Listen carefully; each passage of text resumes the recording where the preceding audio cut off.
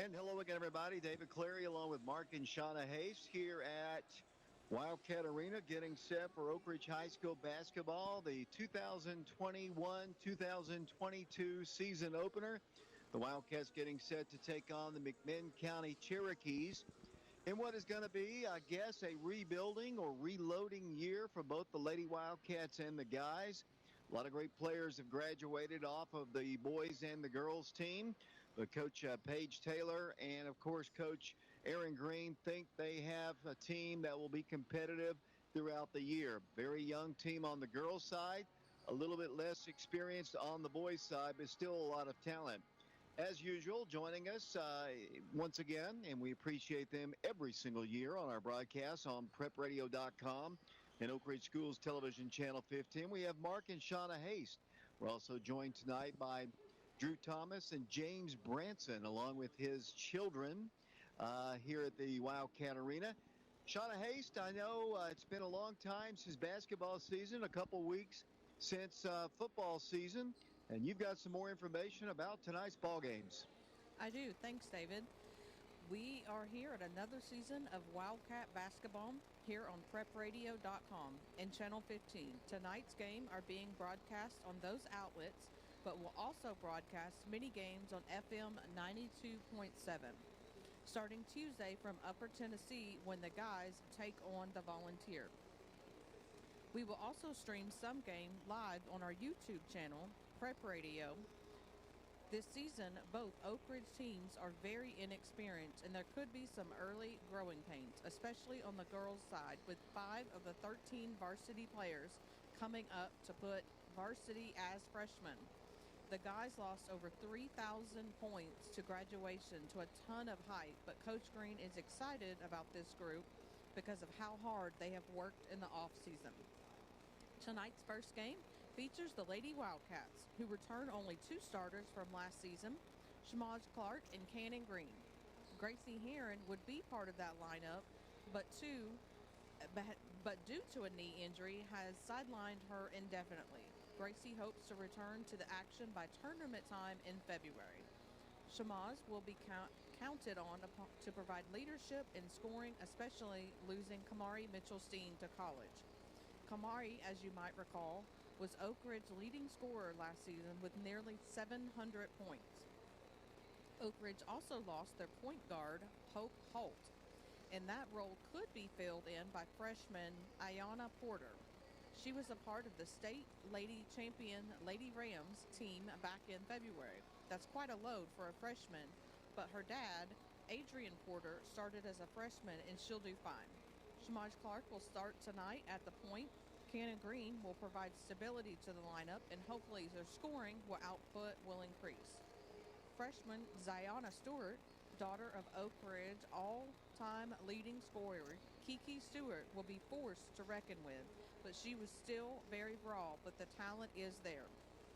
She is the niece of T. Higgins, so that bloodline runs deep. The entire freshman class is talented, but they all must buy into Paige Taylor's system and work harder than ever to contribute right away. Lauren Hart, Emily Lindsay will see a lot of playing time early. Bella Boone could be a factor at post for Oak Ridge too. Oak Ridge has a tough schedule, and they might take some early losses. Their schedule includes another trip to Phoenix to defend their 2018 title, a return trip to Greenville after a year's absence, plus a district state which features a good PAL team and newcomer West. Campbell County and Clinton should be competitive too, with Carnes making a move as well. It all begins tonight with McMinn County. The Lady Cherokees opening up their season Tuesday night with a win over Clinton, 74-58, and the boys opened up their season at home against the Clinton Dragons as well and beat the Dragons 62-52. Last season, McMinn County finished 11-16 on the season. Their last winning season came in 2018-2019 when they won 21-12. Oak Ridge and McMinn County have played 11 previous times, but not since 2011. Oak Ridge has never lost to the Lady Cherokees since their first game between them in 1985. Oak Ridge is 11-0. Tonight we are live from Oak Ridge High School on prepradio.com and Channel 15. We'd like to take time to thank our sponsors, Todd Fox and Farley Insurance Group, 10 Bank of Oak Ridge, Mortgage Investors Group, Mike Kelly with Betsy Coleman Realty, and Lauren Lynn Green with State Farm Insurance. When we return, Mark will have the starting lineup and Dave will have the tip-off of the season opener with McMinn County, and we'll be back to Oak Ridge after this break.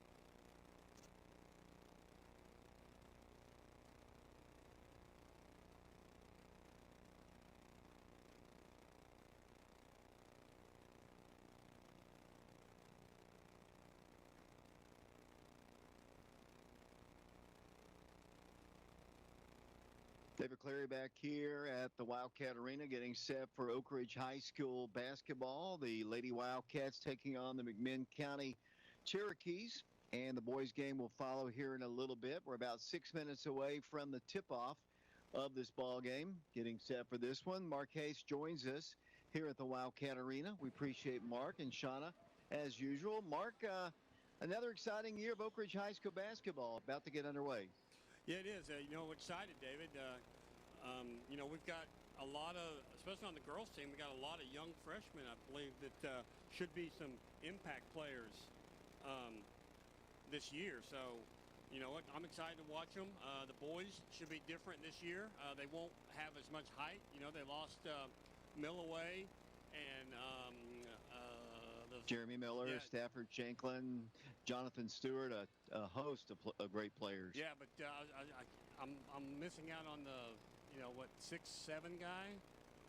Jonathan Millaway. Millaway, yeah. I mean, that 6'7" is hard to replace on a basketball court. So, Jeremy Miller and Millaway, M&M, they were quite a duo out there. And Stafford Shanklin, as you said, Jonathan Stewart, both fine players in addition to M&M. So we'll see what we got this year. It's my understanding that they're small, but they're fast, and they've played well in the offseason.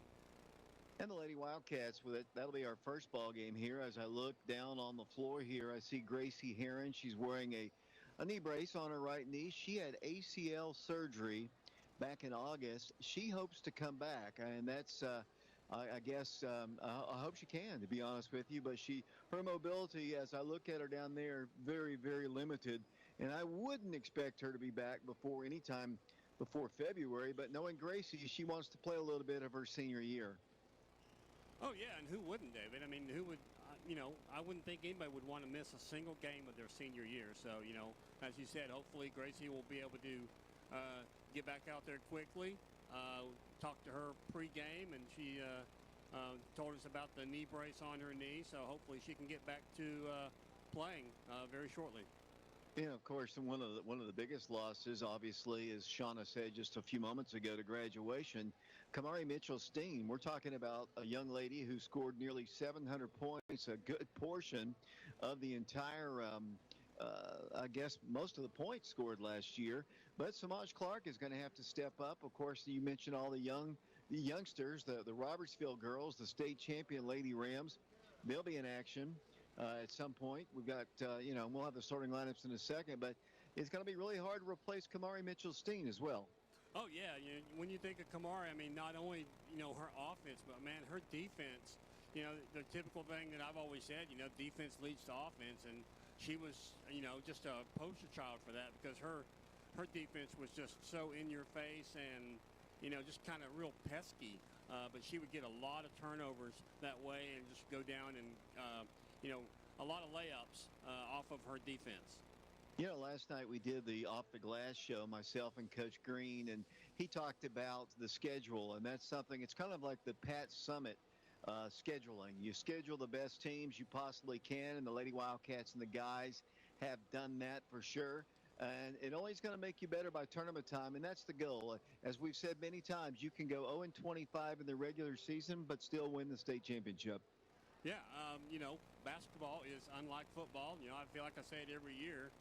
Football is kind of unique, and all the other sports are. It's not how you start; it's how you finish. So, the Wildcats. We see a lot of other teams, David, that they kind of really, pad their schedule early on. Wildcats do not do that. They go out. They, as you said, they schedule and play the toughest competition they can because they have one focus in mind, and that's postseason. And we'll talk more about the schedule as our broadcast unfolds here. Mark, let's take one more break. We'll have the national anthem coming up, and you'll have the starting lineups. It's Oak Ridge and McMinn County. We've already seen one Wildcat win today. The Oak Ridge Junior Varsity guys won handily over McMinn County. Hope we'll have the same kind of results in the girls and the boys game. We'll take a break. We'll come back with the national anthem and the starting lineups. We'll be back in 1 minute.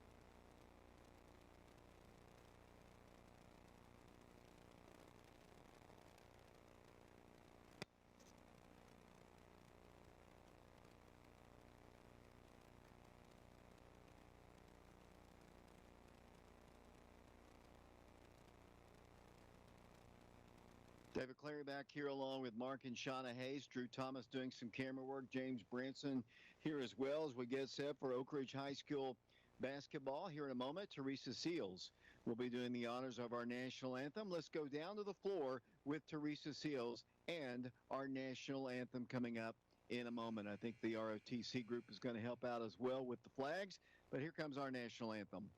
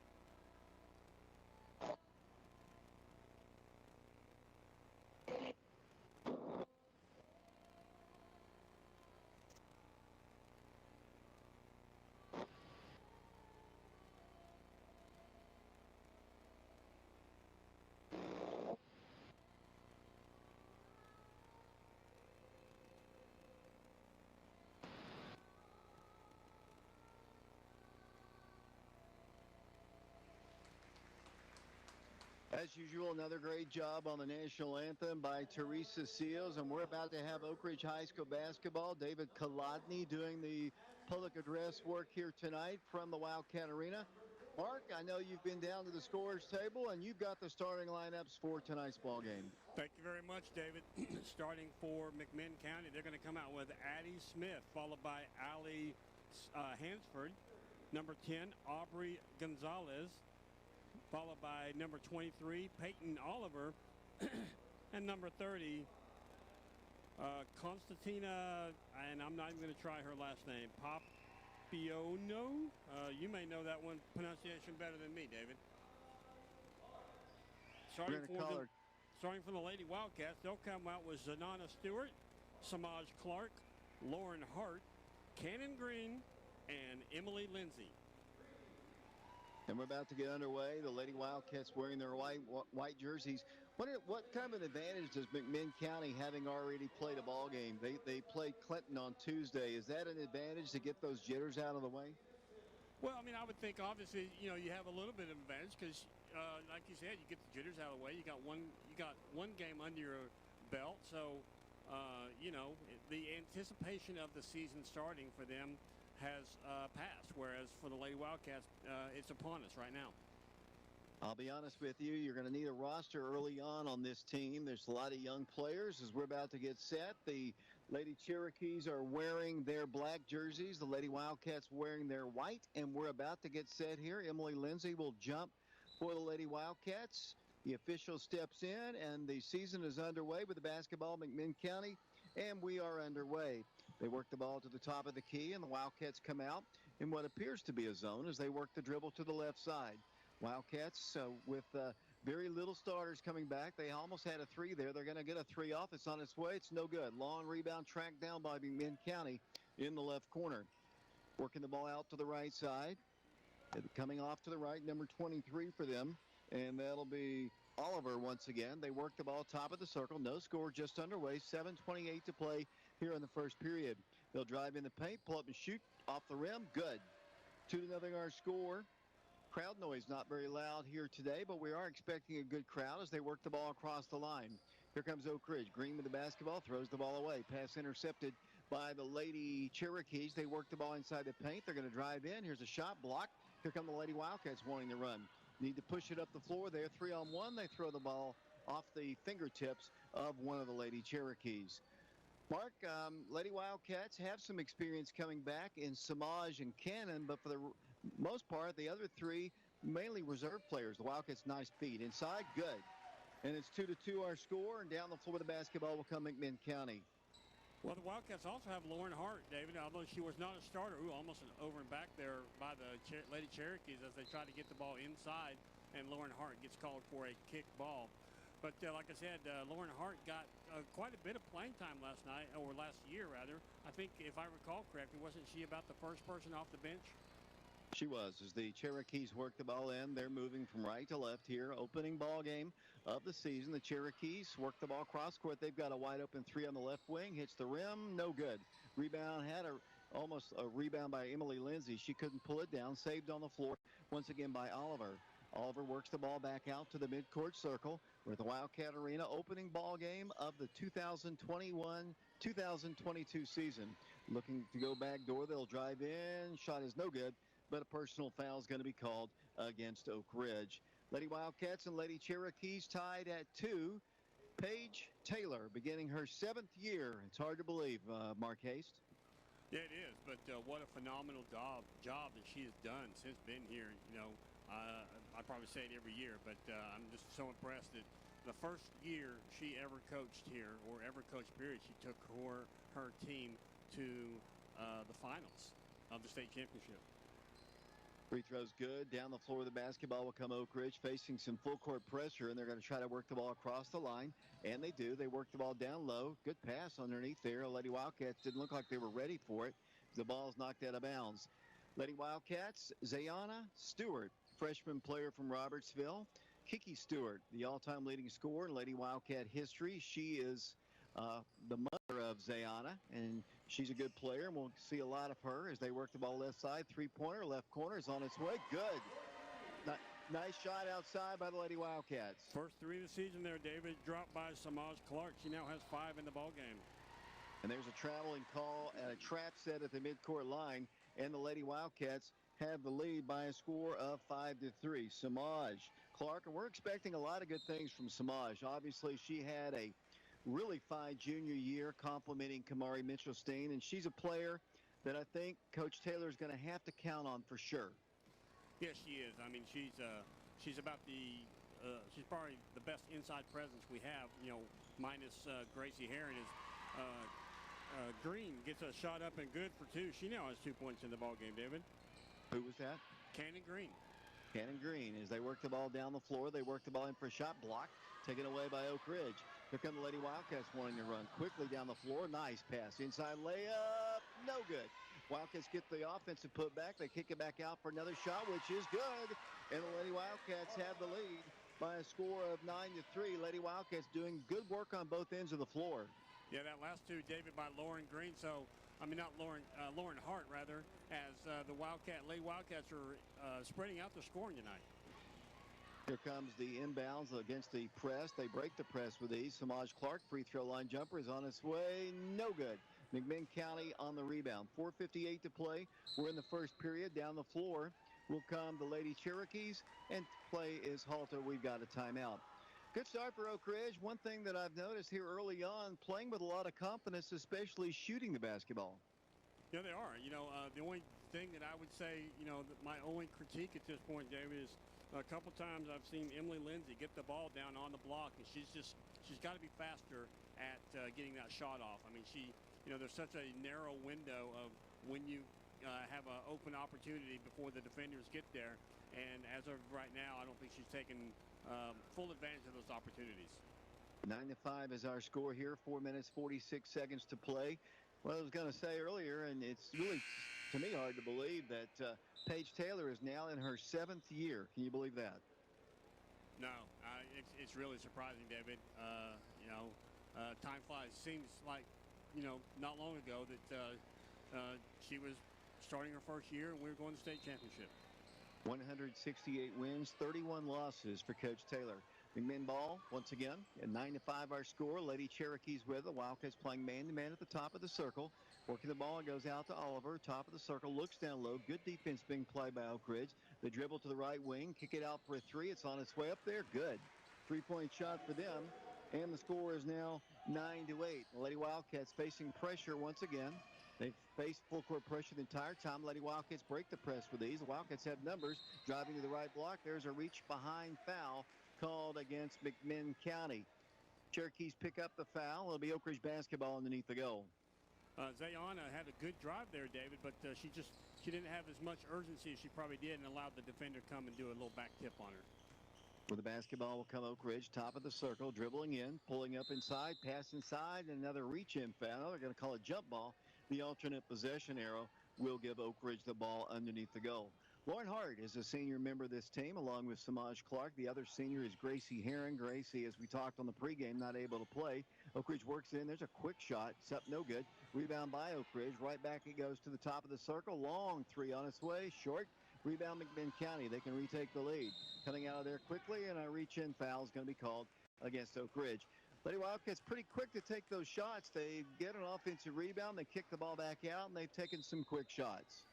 Yeah, they have, David. That kind of tells us what the offense is wanting to do this year. They're wanting to, just get the shots off and hopefully get the rebound if it doesn't go in. But we have a new player in the game, David, number 12, Lindsey Cleveland.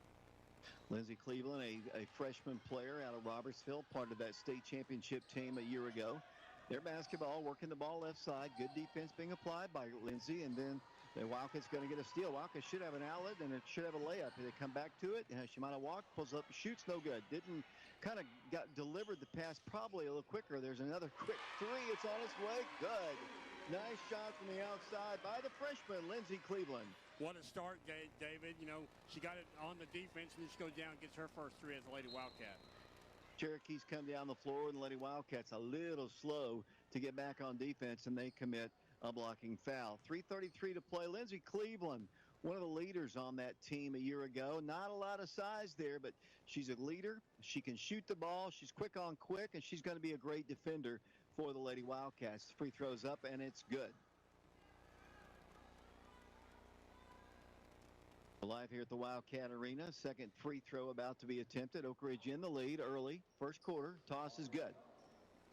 And down the floor with a 12-9 lead will come the Lady Wildcats against the press, and the Wildcats turn the ball over, and they get a layup. That's going to be a problem here. Lady Wildcats got to do a better job if they work the ball in. I think they probably want Samaj to work the ball up the floor as much as possible. And down the floor will come the Lady Wildcats in a one-point game with the basketball. Oak Ridge, free throw line. They swing the ball to the left. They dribble right, kick it out. To the corner it goes, driving the baseline, unable to shoot. Penetrates, kicks the ball back out. Lauren thought about shooting the ball. Will not take the shot. To work the ball back out to the top of the circle. Here it goes to Green. Green works the ball in. Free throw line will not shoot from there. Samaj will, top of the key, short. Rebound by McMinn County. Here come the Lady Cherokees working the ball across the line. Got to stay on them defensively. They work in the paint, throw up a shot, no good. Rebound Oak Ridge. Looking over the back there, should have been called, but they are going to call a foul on the Cherokees, and Oak Ridge will get the basketball. 2:43 to play first quarter. Good start for the game. A lot of excitement, a lot of good shooting, a lot of good defense, a lot of fast action here early on as Emily Lindsey comes out of the ball game. Yeah, I think into the ball game, Dave, is number 10 from the Lady Wildcats, Anna Porter. Ayana, as they lay up good. Lady Wildcats score off the glass. That's their 14th point of the first quarter. And down the floor will come the Lady Cherokees. We're about to see 4 new girls come into the ball game from McMinn County. A breakdown on the defense. The Wildcats get a block. So good play right there. It's going to result in an alternate possession jump ball, but just good defense. And she didn't get the block, but she did tie up the young lady. And massive substitutions here for the Cherokees. That was a great call there by the referee, David, because the girl for McMinn County, I believe number 1, Addie Smith, she went for a shot. We just put our hand right on the ball. Shot is missed. They get the rebound. Lady Wildcats then steal the ball right back. Then McMinn County pulls up, gets a baseline jumper. No good. Wildcats got to do a better job on the glass. The ball is deflected. Lady Wildcats get the ball and coming down the floor, coast to coast with it. Oh, great move. Missed the shot, though. And down the floor will come the Lady Cherokees. McMinn County with the ball across the time strike. Lady Wildcats in the lead. 1:58 to play first quarter. First game of the 2021-2022 season here at the Wildcat Arena. Oak Ridge's next game is not until December the 2nd when we have our first district test, and it's a big one, Marquez, as the Lady Wildcats and guys travel to Powell. Powell girl team is always good, David. Just we've really combated with them for many years. So, you know, the girls team, as I said, especially have been the toughest competition for the Lady Wildcats. Outside of, I guess, Campbell County also has caused the Lady Wildcats problems in the district in the last 5 years, I'd say. Minute 31 to play here in the first quarter. Lady Wildcats with a slim lead here. Top of the circle, they work the ball in. Cannot shoot at the free throw line. Lots of contact there. Trying to attack this zone. The Wildcats get a three off. No good. Long rebound. Oak Ridge saved again by the Lady Wildcats. Here comes the freshman. Kicking it out. Lindsey Cleveland for three. No good. Another rebound momentarily by Hart. And then I believe she's going to be fouled from the rear. I like to see that. You know, I was obviously impressed with Lindsey Cleveland, her first shot that it went in from the three, and I'd love to see the Lady Wildcats get her open on the perimeter. If the shot is up, no good, it's blocked. That's by Zayana. Zayana Stewart, as that shot is up, no good. Another rebound, lots of contact. What are they going to call this time? It might be an over the back there. There was might be a jump ball. It is a jump ball, so the alternate possession arrow is going to give the ball to the Lady Cherokees. Minute 2 to play here. 14 points on the board for the Lady Wildcats as the Cherokees will work the ball in. In it comes, top of the circle to their point guard, Oliver. Picked up defensively by one of the youngsters. They work the ball to the right corner. They've got a three. It's on its way. It's up good. 3-point shot. And with 52 seconds to play, Lady Wildcats facing that pressure once again. And down the floor will come Oak Ridge. Breaking the press with ease, driving all the way coast to coast, all the way to the hole. Good! And she's fouled. What a drive, Mark Hayes. Great play that time by Ayanna Porter, David. As she goes down, she gets fouled, and she just gets the ball up there and good. So nice aggressive play to go towards the bucket by Porter. Her dad is Adrian Porter, the former great Oak Ridge High School Wildcat basketballer and football player. To the free throw line she goes one more time. 41 seconds to play. Free throws up, a little short. Good rebounding by Oak Ridge. The Wildcats get it, and then another jump ball is going to be called. This time the alternate possession arrow will go to Oak Ridge. I agree with what you said a minute ago. We've had a lot of jump balls here early on. They're not calling fouls, which I like. I'd much rather have them call, you know, a held ball situation. Oak Ridge ball, top of the circle. Pass on the left side, swinging out for a three. It's wide open. It's up. It is no good. Good rebounding by Oak Ridge. Then they panic a little bit on the baseline and turn the ball over. Here comes McMinn County down the floor. 25 seconds to play in the first quarter. And here come the Cherokees. That ball's been lit up here tonight.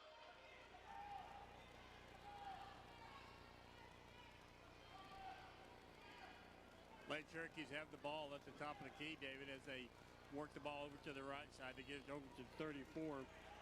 Let's see, that's Gimmick as the time expires here at the end of the first quarter. So at the end of the first quarter, Lady Wildcats take a lead by a score of 16-15.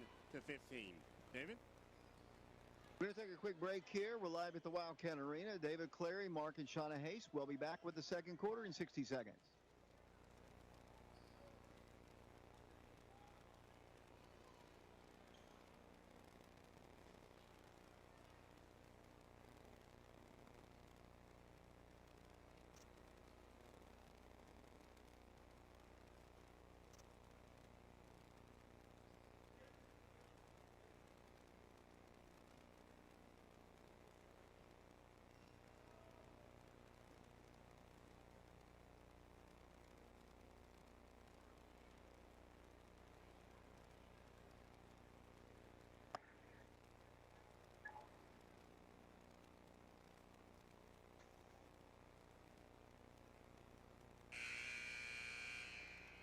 We're back here at the Wildcat Arena. David Clary, Mark, and Shauna Hayes. Drew Thomas doing our camera work down below. Our first broadcast here. The boys will be playing in action next Tuesday. It'll be a standalone ball game for the guys. They'll be traveling up to Sullivan East High School to take on Volunteer High School. That'll be a 4 o'clock game, and we'll have the game on prepradio.com, Oak Ridge Schools Television Channel 15. We'll stream it live on our Prep Radio channel on YouTube.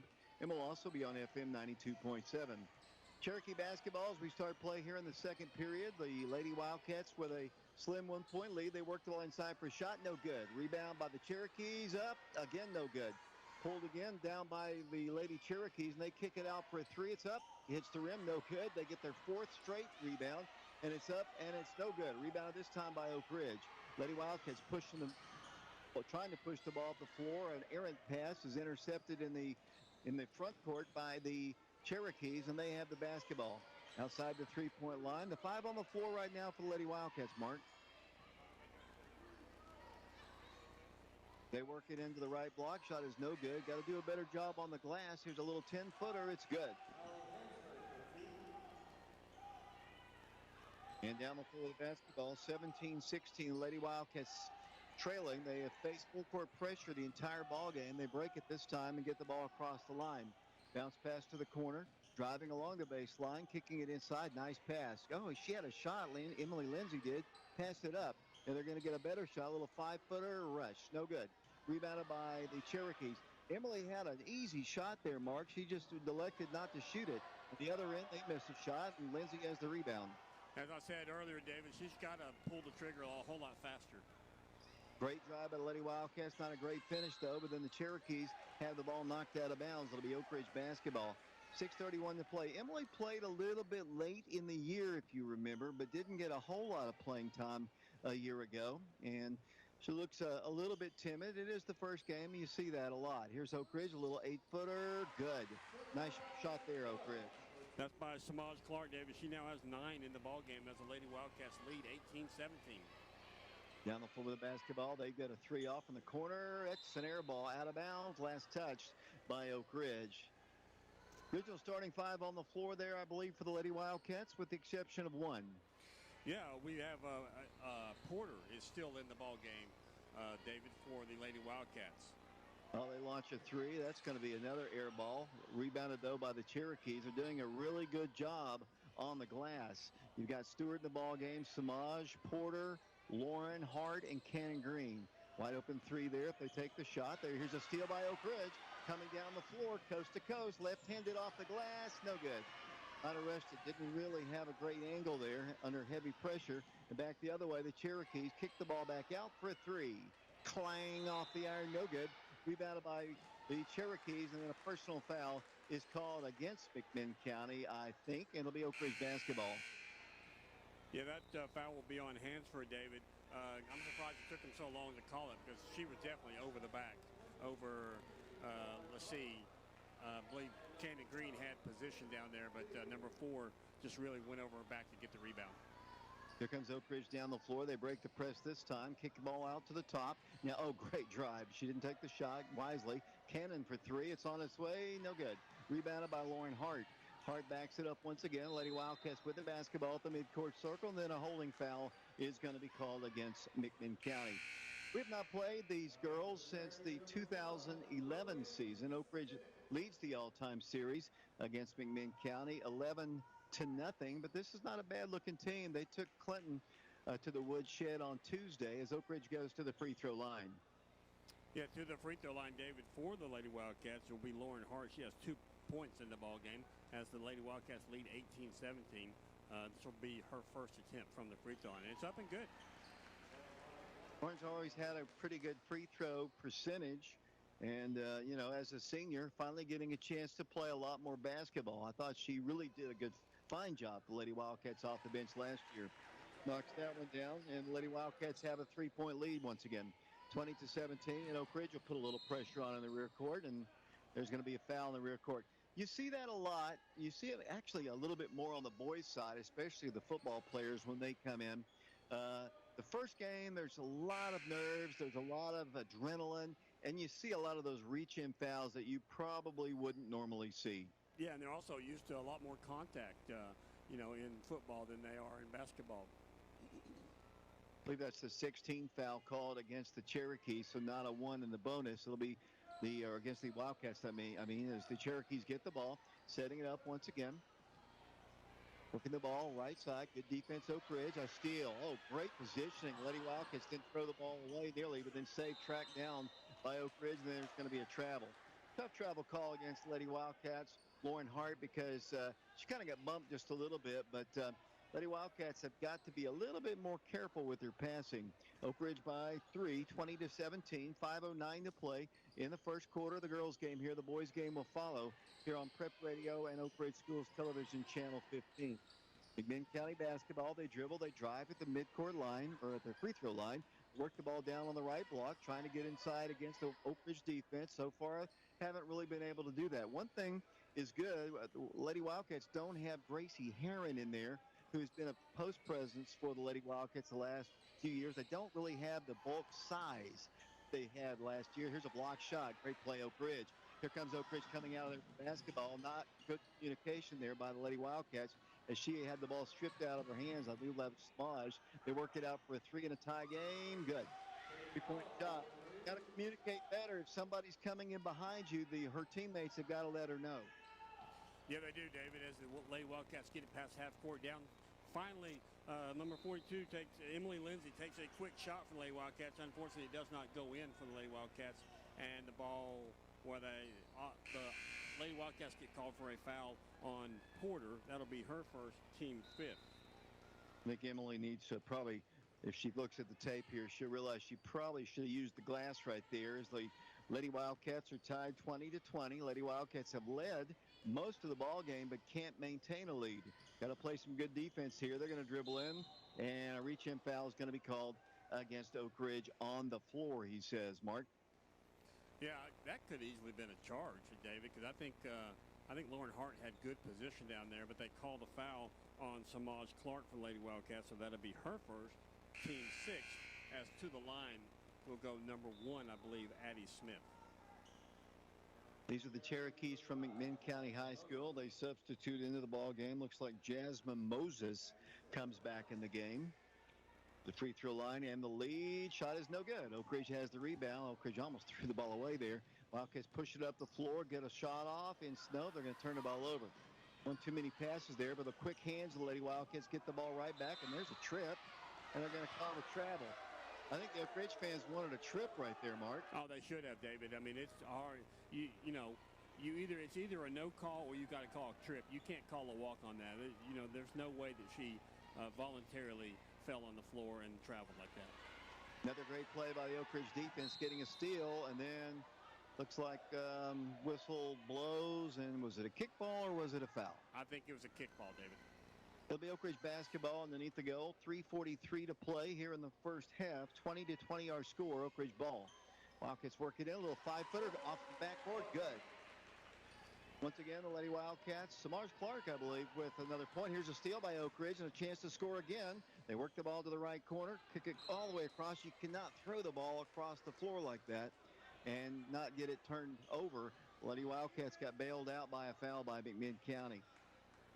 They really did. Actually, David, I would have called that foul on the Lady Wildcats because I thought number 1 for McMinn County had position. So the Lady Wildcats fortunate to get away with that one. And to the line for the Lady Wildcats will go Porter. She has 2 points, 0 of 1 from the free throw line now, 1 of 2. As I mentioned, she is a freshman. Coach Taylor told me in the offseason that she will be the point guard at some point this year once she gets a little bit more experience as she knocks down those free throws. 24-20, Lady Wildcats in the lead. 3:30 to play here in the first quarter. Great defense again by Oak Ridge, forcing that young lady out of bounds. And McMinn County, I think, wants a timeout. Let's take it with them, Mark. Lady Wildcats up 24-20. Back to the Wildcat Arena following this 30-second timeout.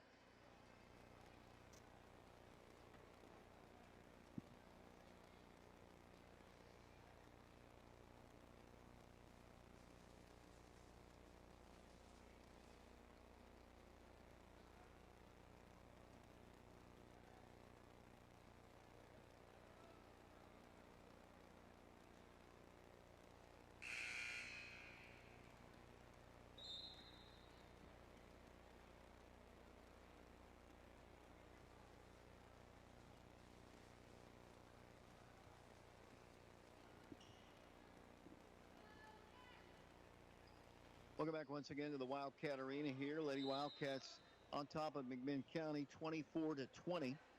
Cherokee basketball. Lady Wildcats wearing their all-white jerseys. The Cherokees wearing their traditional black jerseys with gold numerals.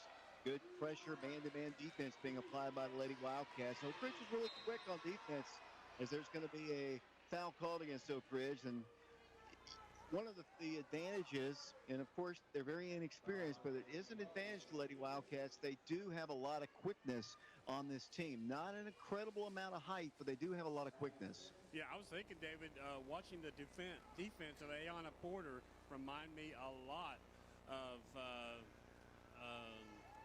Kamari. Kamari Mitchell-Steen. As we were talking about her earlier, how much she's going to be missed, but we may have a substitute for her. Lady Wildcats give up a bucket on an offensive rebound. Here they come down the floor. There's a walk. Wildcats turned the ball over. That's a good call by the official. She took one extra step. We're going to see a lot of growing pains on the part of these young Lady Wildcats. They might not win every ball game this year, but they're only going to get better with the experience against good teams like this McMinn County team. Yeah, I mean, I think this is a great first game for the Lady Wildcats. First experience, and they give up a layup there that time to number 23, Oliver. She now has 10 points. Lady Wildcats against the press. They break it across the line all the way coast to coast. Inside, cannot shoot. There's a wide open look at a three. They need it. She missed it. Rebound, Cherokees. They have a chance to retake the lead. Down the floor, they kick the ball baseline. Drive in. Shot is good. McMinn County on top. That's strict 6 straight points for them. And then Lady they steal Wildcats the inbound. really struggling on offense right now, David. Too many turnovers. And just a little bit too quick with their passing, and that happens when you get nervous, and then the press will do that to you, and they knock down another shot. And Coach Taylor, although it's only 2 minutes, is going to face the press here.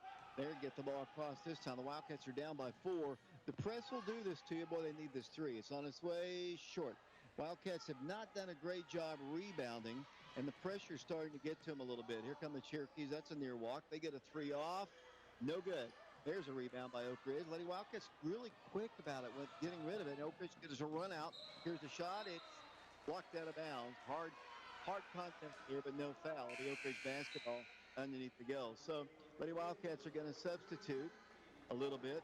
The pressure starting to make the Lady Wildcats speed up a little bit, and they've turned the ball over several times, and they've got a 4-point deficit. Lady Wildcats dribble in. Here comes a shot. Good. Off the glass. That girl can play, can't she? She can, David. That's Ayanna Porter. She now has 6 points. That's a freshman in her first game. Here they come down the floor, and here's oh, man. Close to a really nice steal, I believe, down there by Lindsay Cleveland, but it's going to be a personal foul called against Oak Ridge. Yeah, exactly, David. That's for Cleveland. That's her second. Team 8th, I believe. 8th or 9th. Yes, 9th, actually, for the Lady Wildcats. So be the last 1-1 for the McMinn County Lady Cherokees as they lead 29-26 over the Lady Wildcats with 1:27 remaining in the first half. Now it's 30-26. Back to a 4-point game. 30-26. A minute 27 to play. Back to the free throw line. We're in the first half. Toss on its way. Hits the rim. No good. Boy, they get a rebound. Toss another shot up there, and another foul is going to be called against McMinn County. This is a problem I see early on. We don't have Gracie in there to get some of those rebounds. The Lady Wildcats have struggled on both ends of the floor getting boards on the long caroms. Personal foul called against McMinn County will send Oak Ridge, though, to the free throw line. To the line for the Wildcats, David, will be Lauren Hart. She's 2 of 2 from the free throw line. She has 4 points in the ball game. As you said, she got a lot of playing time towards the end of the season last year, especially, and really noticed last year she'd always kind of been a timid player, but as the season went on last year, David, I was really impressed with Lauren, how much more aggressive that she got, and it really paid off for the Lady Wildcats. And now getting a chance to be a starter for the Lady Wildcats, and she misses that free throw. Good, almost a good rebound. They're going to call a foul on that one. Looked like it could have been a no call again. There was some contact there. Back to the other end of the floor we go, and they'll have the double bonus.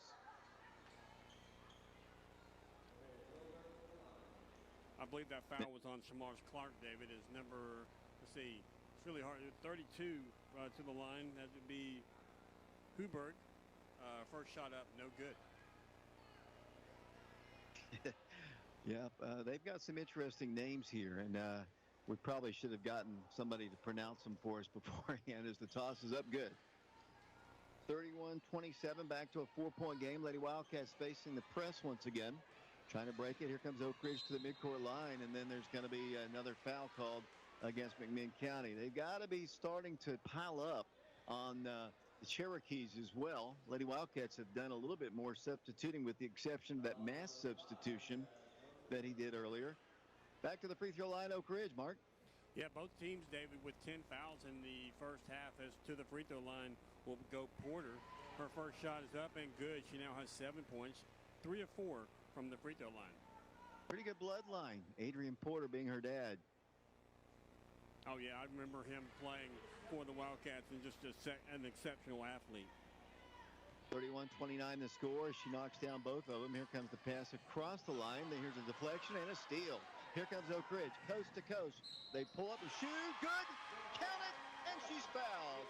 Great play defensively first off for the Lady Wildcats to get the ball, and then a nice finish on the other end.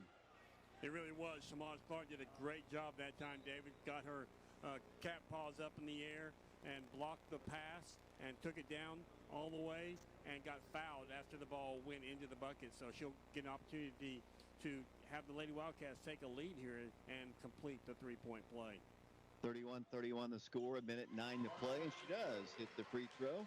And the Lady Wildcats retake the lead. So it's been a kind of a back-and-forth game. Lady Wildcats have led by some big numbers as they almost step out of bounds. They're going to throw the ball almost away.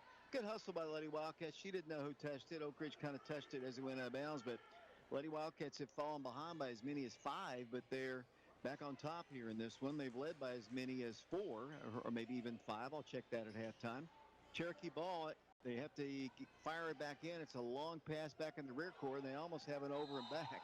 They do kind of call an over and back. That was just kind of some laziness, honestly, on the part of the Lady Cherokees to come out and help her just a little bit, and the Wildcats get it on their turnover. Well, David, honestly, I mean, she didn't have to, kind of stop herself before going over the half court. She could have gone into half court, over half court to receive the pass in. Oh, great pass. Inside for the shot. Oh, Lauren's got to finish that. No good. On the rebound, almost a reach-in foul. Lady Wildcats had an easy one there. Here come the Cherokees down the floor. Amelia Walk there, working the ball to the free throw line. Down it goes, 32-31, Lady Wildcats. 38 seconds to play here in the first half from the Wildcat Arena here on prepradio.com and Oak Ridge Schools Television Channel 15. McMinn County basketball, and they lose the ball out of bounds. Good defense again, Oak Ridge. Yeah, that's Porter playing defense there, David. So another great job by her as throwing the ball in for the Wildcats is Cannon Green. Here come the Lady Wildcats down the floor in the rear court, getting the ball in. Got to get the ball across the line. Lady Wildcats taking their sweet time. They're going to get the ball across the line with a pass outside the line. Now dribbling in. Here's the drive. Here's the shot. No good. Tipped out by McMinn County with 9 seconds. Lady Wildcats got to slow them down, not let them get a shot off. They're going to work the ball to the block. They're going to turn. They're going to throw it up there. No good as the first half comes to a close. Pretty good half of basketball for the Lady Wildcats. They take a 32-31 lead over the McMinn County Cherokees. The Wildcats led by 1 after 1 quarter, 16-15. They lead by 1 at the halfway mark, 32-31. Mark, your thoughts on the first half? Well, just looking at the scoring, David, it's very balanced. I mean, the Lady Wildcats scored 16 in the first quarter, 16 in the second quarter. Lady Cherokees, they scored 15 in the first quarter and 16 in the second quarter. So each, if they had a pace, it wouldn't be hard to figure it out. Seeing down there, Coach Gaddis, I see, is in the gym tonight, David. So great to see him out here. I know you talked with him just last night. I actually talked to him about every night, it seems like. But yes, I did. And we'll talk a little bit about that, maybe more in the boys' game, getting a chance to catch up with him, retired as the head football coach of the Wildcats, and we wish him well in his retirement. We have reached halftime here at the Wildcat Arena, our first broadcast of the year. Our next one will be Tuesday, 4 o'clock ball game. The boys taking on Volunteer at Sullivan East High School. That'll be a radio game for us. Halftime score, Lady Wildcats in the lead, 32-31. I'm going to take a break and send it back once again when we come back. Mark will have the statistics, but first we're going to take a 3-minute break. We're on prepradio.com. We'll be back in 3 minutes.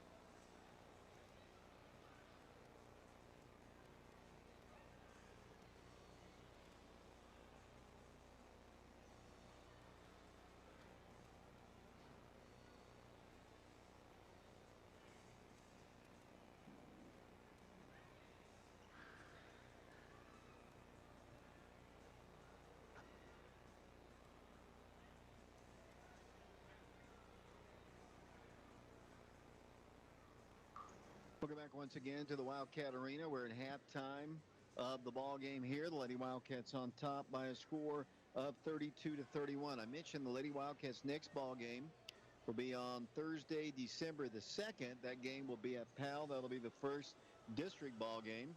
And the guys' next ball game will be this coming Tuesday, a standalone ball game up at Sullivan East High School against Volunteer. We've reached halftime here, 32-31 the score. Mark, you've got the first half statistics. Thank you very much, David. Lady Wildcats led by Ayana Porter. Actually, no, that's not right. Samaj Clark has 14. Lady Wildcats only player in double figures. She's 6 of 12 from the field, 1 of 1 from the free throw line. She's 5 of 8 from 2-point land and 1 of 4 from 3-point land. With 8 points is Ayana Porter. 2 of 5 from the field, 4 of 5 from the free throw line. 5 points added by Lauren Hart. She's 1 of 3 from the field, 3 of 4 from the free throw line. Cannon Green has added 2 points for Lady Wildcats. She's 1 of 3 from the field.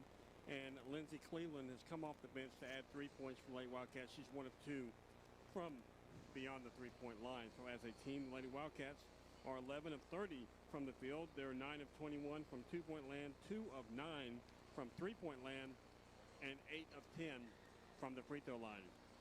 Now looking at the Lady Cherokees of McMinn County, they're led by Peyton Oliver.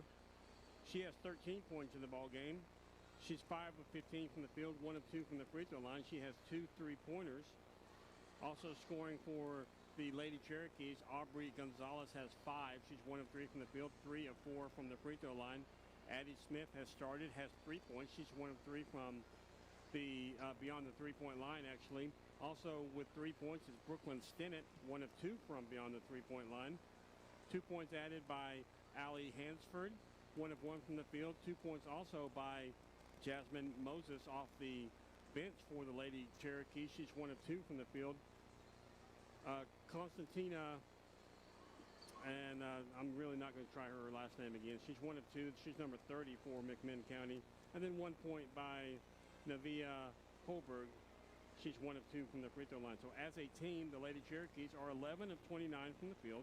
They're 7 of 18 from two-point land, 4 of 11 from three-point land, and 5 of 9 from the free throw line. As I said earlier, Lady Wildcats led at the end of the first quarter by a score of 16 to 15, and then both teams scored 16 points in the second quarter, and that's how we get to the halftime score, where the Lady Wildcats have a narrow lead by 1, 32-31. David? Thanks a lot, Mark. And we're going to take another break here. We'll come back. We'll have the second half. 32-31 our score. Back to the Wildcat Arena in 3 minutes.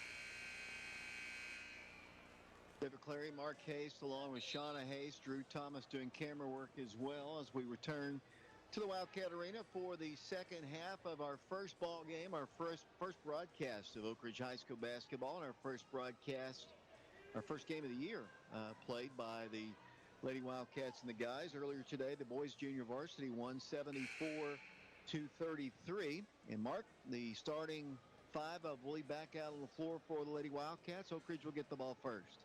Yeah, it is the starting five, David. They come out with Zayana Stewart, Samaj Clark, Lauren Hart, Cannon Green, and Emily Lindsay. Lady Wildcats led, honestly, most of the first half, Mark, but continued to let the Cherokees get back in it. Let's see if Oak Ridge can build up a lead here.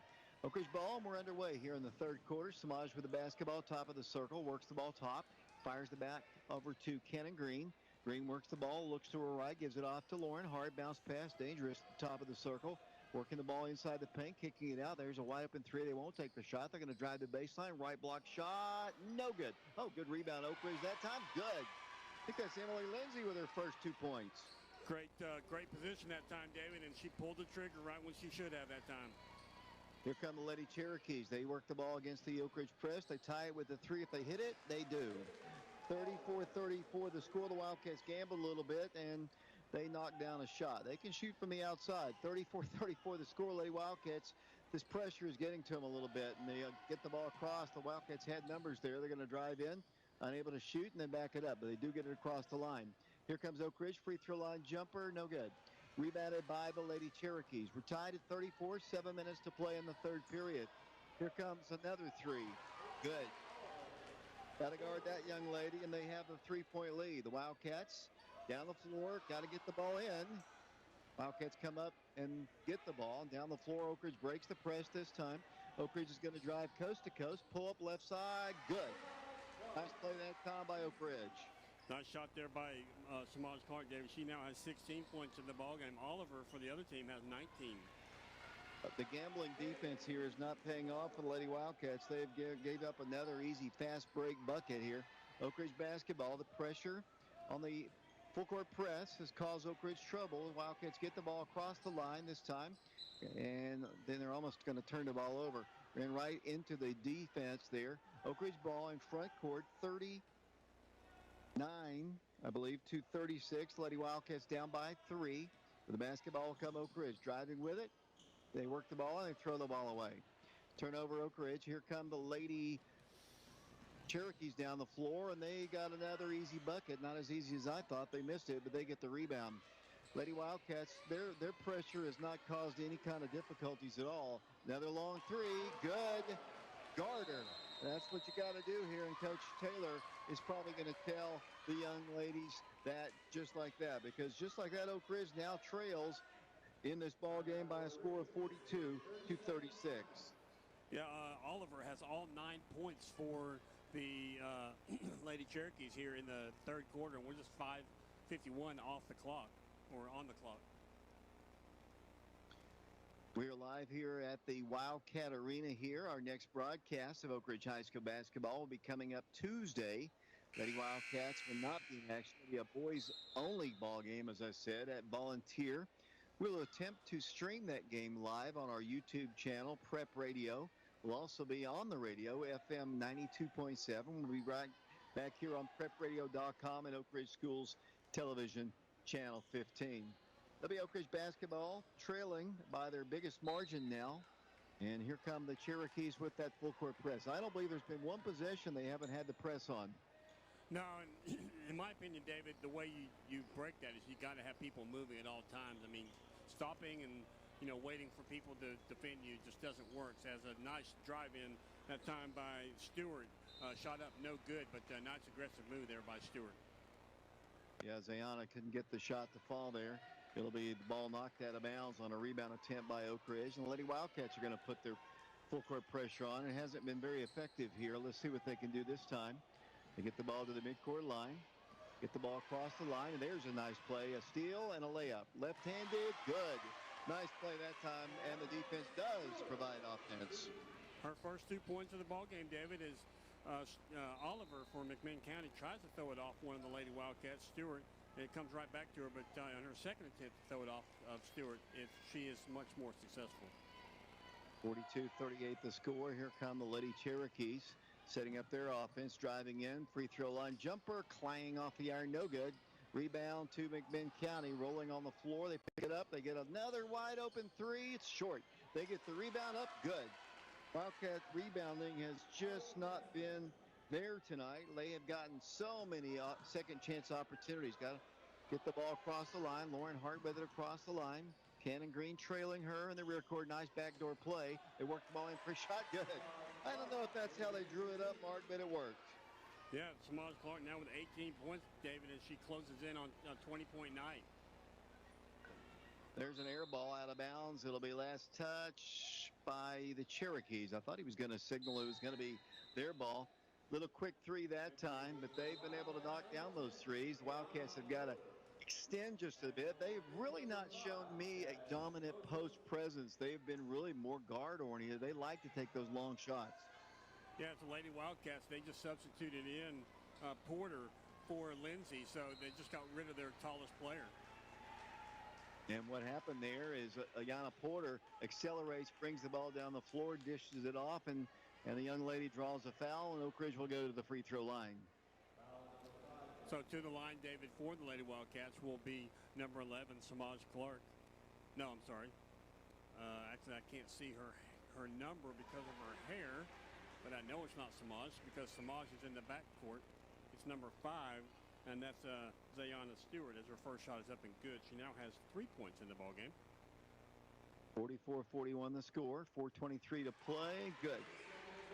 And the Lady Wildcats are back to within 2 points here. And Oak Ridge's press is on once again. Look quickly. Young ladies in the ballgame right now, and that's going to cause a turnover. Lady Wildcats might have substituted their size out, but they put a little bit more quickness in, a little bit more of a harassing group here, and Oak Ridge gets it with a chance to tie the ball game with a bucket. Yeah, as you said, David, maybe our future point guard now running the point with Ayanna Porter. Freshman from Robertsville. Here comes Cannon Green, top of the circle, dribbles right, throws it to the free throw line. Nice pass inside, shot, no good.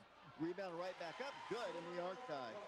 The Lady Wildcats fell behind by 6, but they have tied the game at 4, 44-44, primarily because of the defense here, Mark.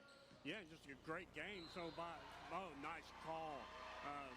Stewart did a great job setting up for that charge, David. But Samaj Clark on the other end for the Lady Wildcats did a great job. Got her 20th point for the Lady Wildcats as a timeout is called by McMinn County. 3 minutes, 47 seconds to play third quarter. 44-44 our score. We'll be back in 60 seconds.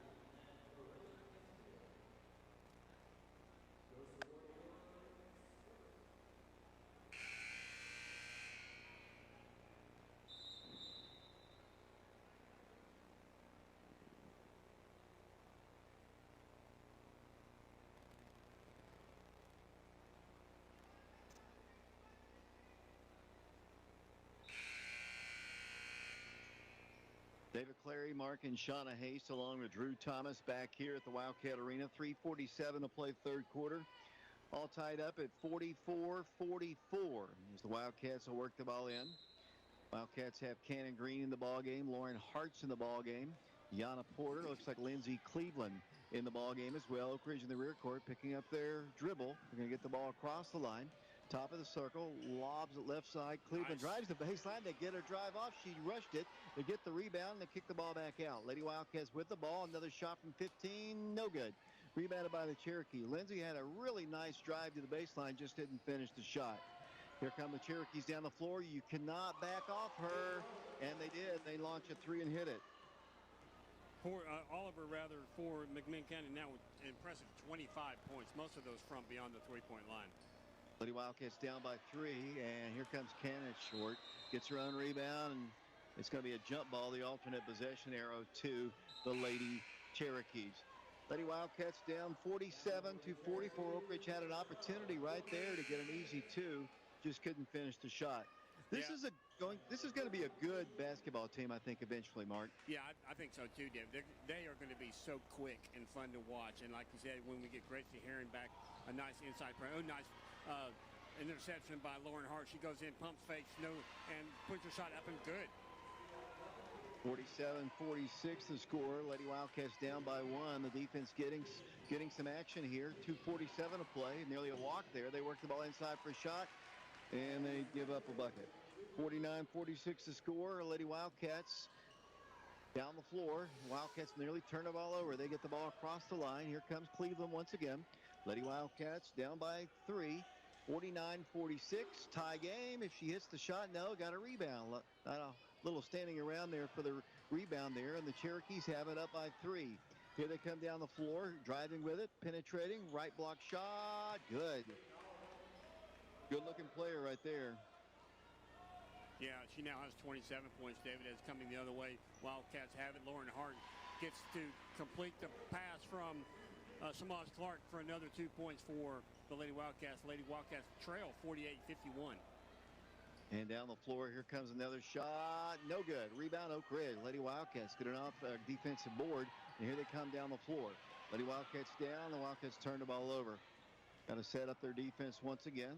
Setting up for a three. Will they take it? Yes, they will. From the corner, no good. Rebound, Oak Ridge. That was a quick shot. Lindsay Cleveland on the rebound. Lady Wildcats quickly down the floor, tracking it down, driving in. 8-footer. Good! Nice shot again by the Lady Wildcats. Yeah, that was Porter, David. She now in double figures with 10 points for Lady Wildcats as the Lady Wildcats cut the lead to 1 as they trail 51-50. There's a reach-in foul, though, by the Lady Wildcats.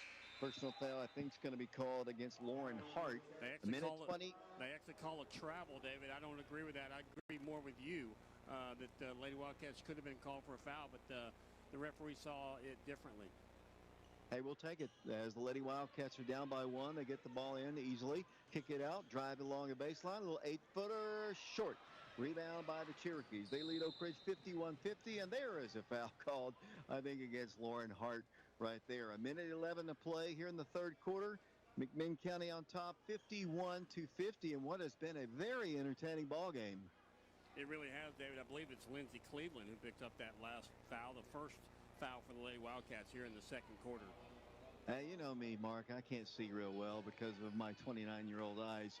For the basketball will come McMinn County down to 1:03 to play here in the third quarter, that is. The Cherokees in the lead. Got to guard Oliver wherever she is. You can't slack off her one bit as they work the ball. Good defense there as they work the ball in, top of the circle. Kicking the ball back out once again. There's that three. Clang. No good. It'll be Oak Ridge basketball. Cleveland with it. Lindsay brings the ball right in front of the Oak Ridge bench. Harassed. Needs some help. Panic. Threw the ball away. Probably should have just stood there. But then they step out of bounds. That's what you're going to see with freshmen, Mark. Lindsay got the ball, made a great play, but then when she got a little pressure on her, she just kind of launched it. And the Lady Wildcats lucky to get the ball back. Yeah, I mean, I would imagine it's quite intimidating being in, the first game of the season as a freshman that the Butterflies could kind of take over, and you're not used to this speed of the ball game. Oak Ridge basketball in a one-point game, 30 seconds to play here in the third quarter. Cleveland holds the ball and reach in. It's going to be a jump ball, a big battle for it. Loose ball, it'll be Oak Ridge basketball on the alternate possession. These freshmen, it's going to be a learning curve for them, and they can only get better by playing basketball. That's the only thing you can do is Lindsay will try to work the ball in. I interviewed her on the Off the Glass show a couple years ago when she was just a 7th grader. Very poised young lady. Backdoor play, Lady Wildcats work the ball inside for a shot. Good. And the Lady Wildcats retake the lead. Nearly a steal by Oak Ridge. The Cherokees outside the line for three. Clang off the iron. Got to get this board. Oh, that's a brutal foul called against Oak Ridge. 1.5 seconds to play here. Not a shooting violation. Cleveland, let's see. It'll be McMinn County to work the ball in with 1.5 seconds. Cherokee coach wanted a shooting violation. They're just going to try to get the ball in. He went up there. Oh, it almost went. No good. As the third quarter comes to a close. We've played 3 quarters of basketball, and each quarter the Lady Wildcats have led by 1. 52-51 our score. We'll be back for the fourth and final quarter in 60 seconds.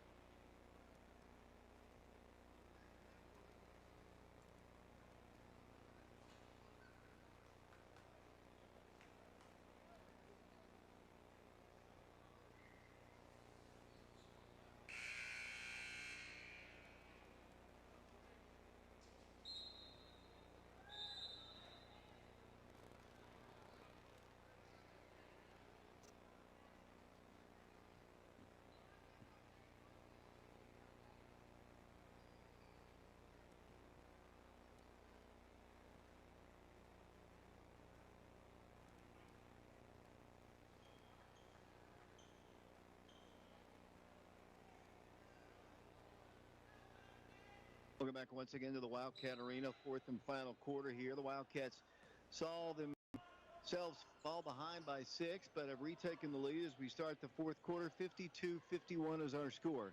Oliver with the basketball outside the three-point line, looks to drive, works the ball top of the circle. They work the ball down low. Here's a steal, intercepted by Oak Ridge. Lady Wildcats with an opportunity. The ball is deflected back in the rear court. McMinn County has it. They track the ball down. Here they come back across the line. Nelia Watt got a guarder as she works the ball. There is the travel. She couldn't decide, Mark, whether she wanted to shoot a three or drive to the hole, and she took that extra step and turned it over.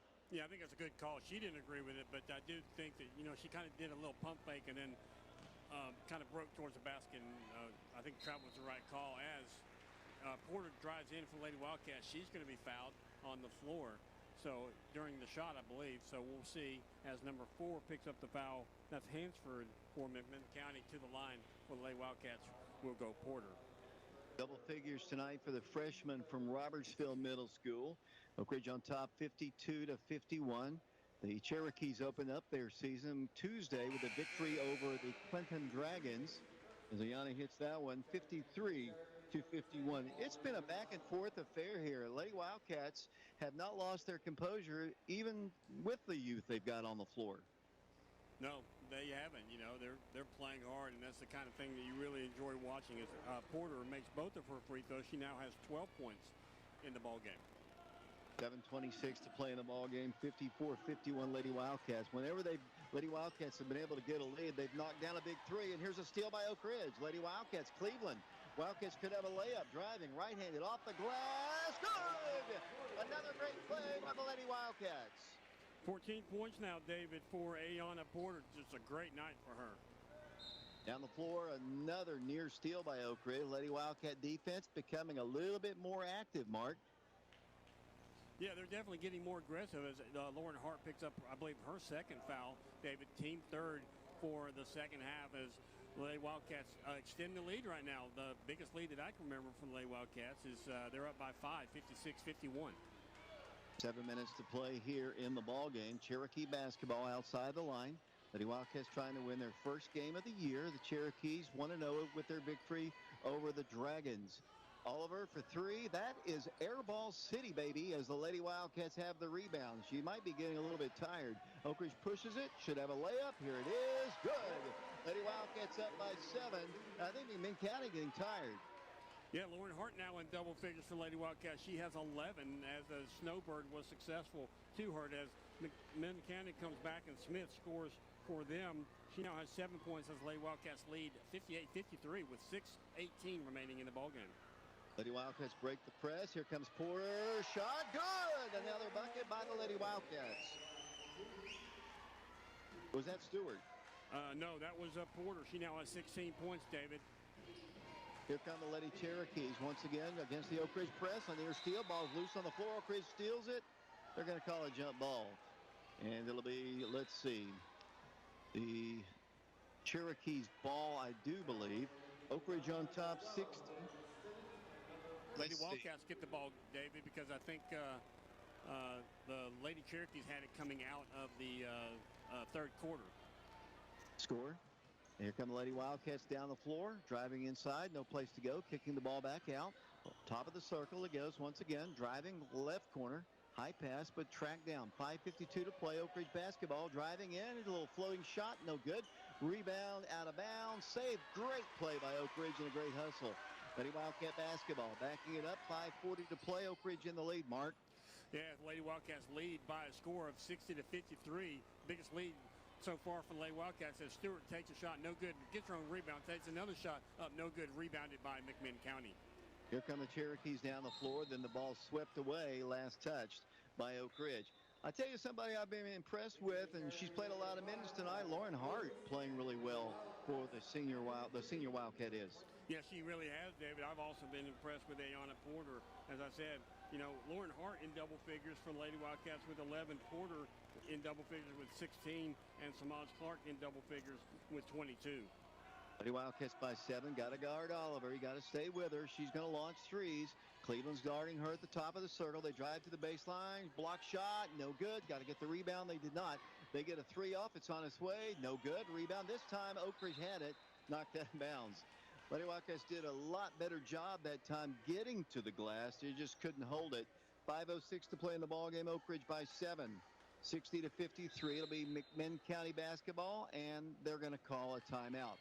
Mark, let's talk about it. Let's not take a break here. This has been, and we didn't know really what to expect. You've got a young team. You've got Samaj Clark, and obviously she's got a lot of experience, a lot of talent, and we expect her probably to be the leading scorer each and every ball game. But we really didn't know about the rest. Cannon Green, a starter of just about every ball game, in fact, every ball game last year, brings some stability, but she doesn't score an awful lot of points. She just brings some stability.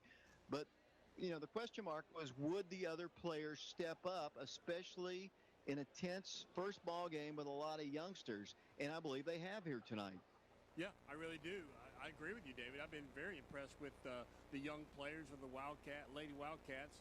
I want to see Gracie Heron get back on the court just as quickly as she can, because we're really going to need her post presence on the court. Hope everybody will stay tuned. We'll have the boys game coming up as well here tonight on prepradio.com and Oak Ridge Schools Television Channel 15. We will be streaming some games on our YouTube channel starting on Tuesday when the guys go to Sullivan East to take on Volunteer. We'll stream from Powell on December the 2nd. That'll be a girls and boys game. We'll also have both of those games on FM 92.7. 5:06 to play in the ball game. 7-point Lady Wildcat lead, their biggest lead of the night. Cherokee ball underneath the goal. They get a shot up, no good. They get the rebound, back up with it, good. And rebounding has been an issue here. And remind me to talk to Coach Taylor about that when they come up here, as the Lady Wildcats bring the ball down the floor all the way to the hole. What a play. She couldn't finish the shot, then steals the ball right back, goes inside, kicks the ball back out. Oak Ridge shoots it, guns it up there. Good. Good bucket there by the Lady Wildcat. Those 2 points brought to you by Ayana Stewart, David. She has 6 points in the ball game. And, you know, her uncle is T. Higgins. I don't know if you knew that, Mark. I'm sorry. I'm not familiar with that name. 4:33 to play in the ball game. Lady Wildcats on top 62-55, but the Cherokees are shooting free throws. Yes, as you said, David, Lady Wildcats lead 62 now 56. So Lady Wildcats with a 6-point lead with 4:33 remaining in the ball game. First toss was good. The second toss about to be attempted. Toss on its way. Good. 62-57, back to a 5-point game. The Oak Ridge press, the Cherokee press, has not been quite as effective as it was early on, but the pressure is still very, very tenacious as the Lady Wildcats try to work a little time off the clock. Cannon throws the ball off to the right side. They swing the ball back out to the top of the key. Oak Ridge would like to run some clock here as Oak Ridge drives in. Shot a little bit too strong, no good. Rebound on the floor, picked up by the Cherokees, and then a reach-in foul is going to be called against Oak Ridge. One thing that will be a problem with this team, at least early on, you can tell a little bit of a panic right there when the Lady Wildcats trying to work time off. They might just need to have to continue to attack here. Hawkins need a stop on defense. The lead is still 5, though, 62-57. A lot of time to play in this one. 4:04 to play in the ballgame. Cherokee basketball right at the 4-minute mark here. Boys game will follow here on prepradio.com and Oak Ridge Schools Television Channel 15. Little weave action here by the Cherokees. They get 3 for a shot. No good. Rebound. Cherokees up. No good. That should have been over the back. Lady Wildcats had the board anyway. Should have a layup. Left-handed off the glass. No good. Rebounded right back up. There's a foul. Oak Ridge will shoot free throws. Wildcats have not done a great job getting layups to go tonight, but let's see what Oak Ridge can do at the free throw line. Looks like the freshman Lindsay Cleveland will go to the line. Yeah, Cleveland, David, has 3 points in the ball game. This will be her first attempt from the free throw line. She does have a three-pointer in the ball game as the Lady Wildcats lead now 63-57 with 3:38 remaining in the ball game. How talented are these freshman players? Oh, they're very talented, David. I'm very impressed. I mean, them, at least 3 freshmen making a major impact on tonight's game. You don't see that very often. 3:38 to play in the game. The first toss was good. Lindsay's second toss also good. Pretty stroke. Back to a 7-point lead for the Lady Wildcats. With 3:38 to play, let's see what the defense can do. Get another stop here. They bring the ball to the midcourt line. They throw the ball away. Intercepted by Oak Ridge. 3-on-1 break. Dribbling, driving, left-handed off the glass. That shot is blocked. Taken away, and then there's a kind of a frustration reach-in foul by the Lady Wildcats. The one thing the Lady Wildcats have not done a whole lot, they need to work on, just kind of finishing at the rim on layups. That has been a problem. But right now, the Wildcats have a lead here. 3:25 to play in the ballgame. Coach Taylor directing the Lady Wildcats here as they work the ball to the midcourt line, harassing defense, and then there's going to be a turnover. That'll be a foul. Let's see. That's a tough one. I think I would have just called it, let it go out of bounds. It is going to be a foul against Oak Ridge, and that'll send the Cherokees to the free throw line. Yes, that foul, David, will be assessed to Lindsay Cleveland. So to the free throw line for McMinn County will go number 4, Hansford. Missed shot. She missed everything. It'll be Oak Ridge's basketball. That's a break.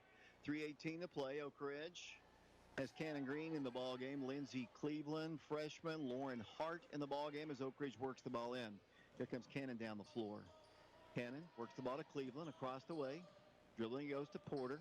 Out to the midcourt circle. 3:11 to play in the ball game. Oak Ridge on top, 64-57. A little panic pass there. Lady Wildcats working time. Cross that goes to the top to Porter.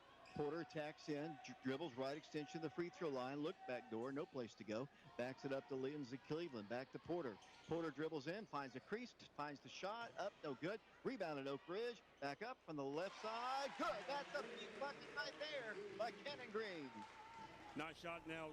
Cannon Green with 4 points in the ball game, David. And Oak Ridge has his biggest lead. It's up to 9 here with 2:35 to play. Lady Wildcats watching the Cherokees work the ball down the floor for a shot. Good. 66-59, and the Cherokees will call yet another timeout. 2 minutes, 28 seconds to play. I've been impressed with both teams. Both teams have shot the ball really well from the field here tonight. The free throw shooting has been exceptional in this ball game as well.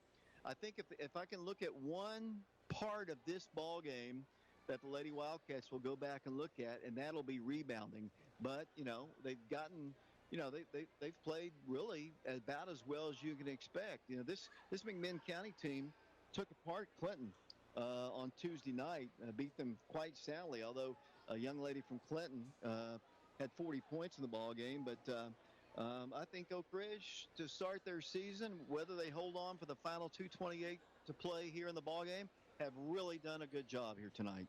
Yeah, I mean, this has been a great first game for the Lady Wildcats, David. I'm very impressed both with the Lady Wildcats and their competition. I mean, it's great to have a first game this competitive. Coming out of the timeout here, 2:28 to play in the ball game. Oak Ridge has the lead. Got a feel for Gracie Herron down there, though. She's still dressed out. I guess she wanted to dress out her first ball game of her senior year, wearing that heavy knee brace. It'll be Oak Ridge ball. 2:28 to play. Oak Ridge has had some trouble with their press, and they're going to get the ball in here. And it comes to Lauren, back to Cannon. Cannon in the rear court, trapped, in trouble. Throws the ball, and then a timeout is asked for. Lady Wildcats Took a little bit too much time for Coach Taylor's liking right there, and she calls a timeout. A few seconds ticked off the clock, 2:22 to play. Boys game will follow, and Mark, we talked about this in the pregame show. It's going to be a different look without Jonathan Milloway, Jeremy Miller, Jonathan Stewart, graduating, Staff Shanklin, Nick Dallas, all those seniors are gone. But, you know, they're going to return Kel. Kel is about 75%.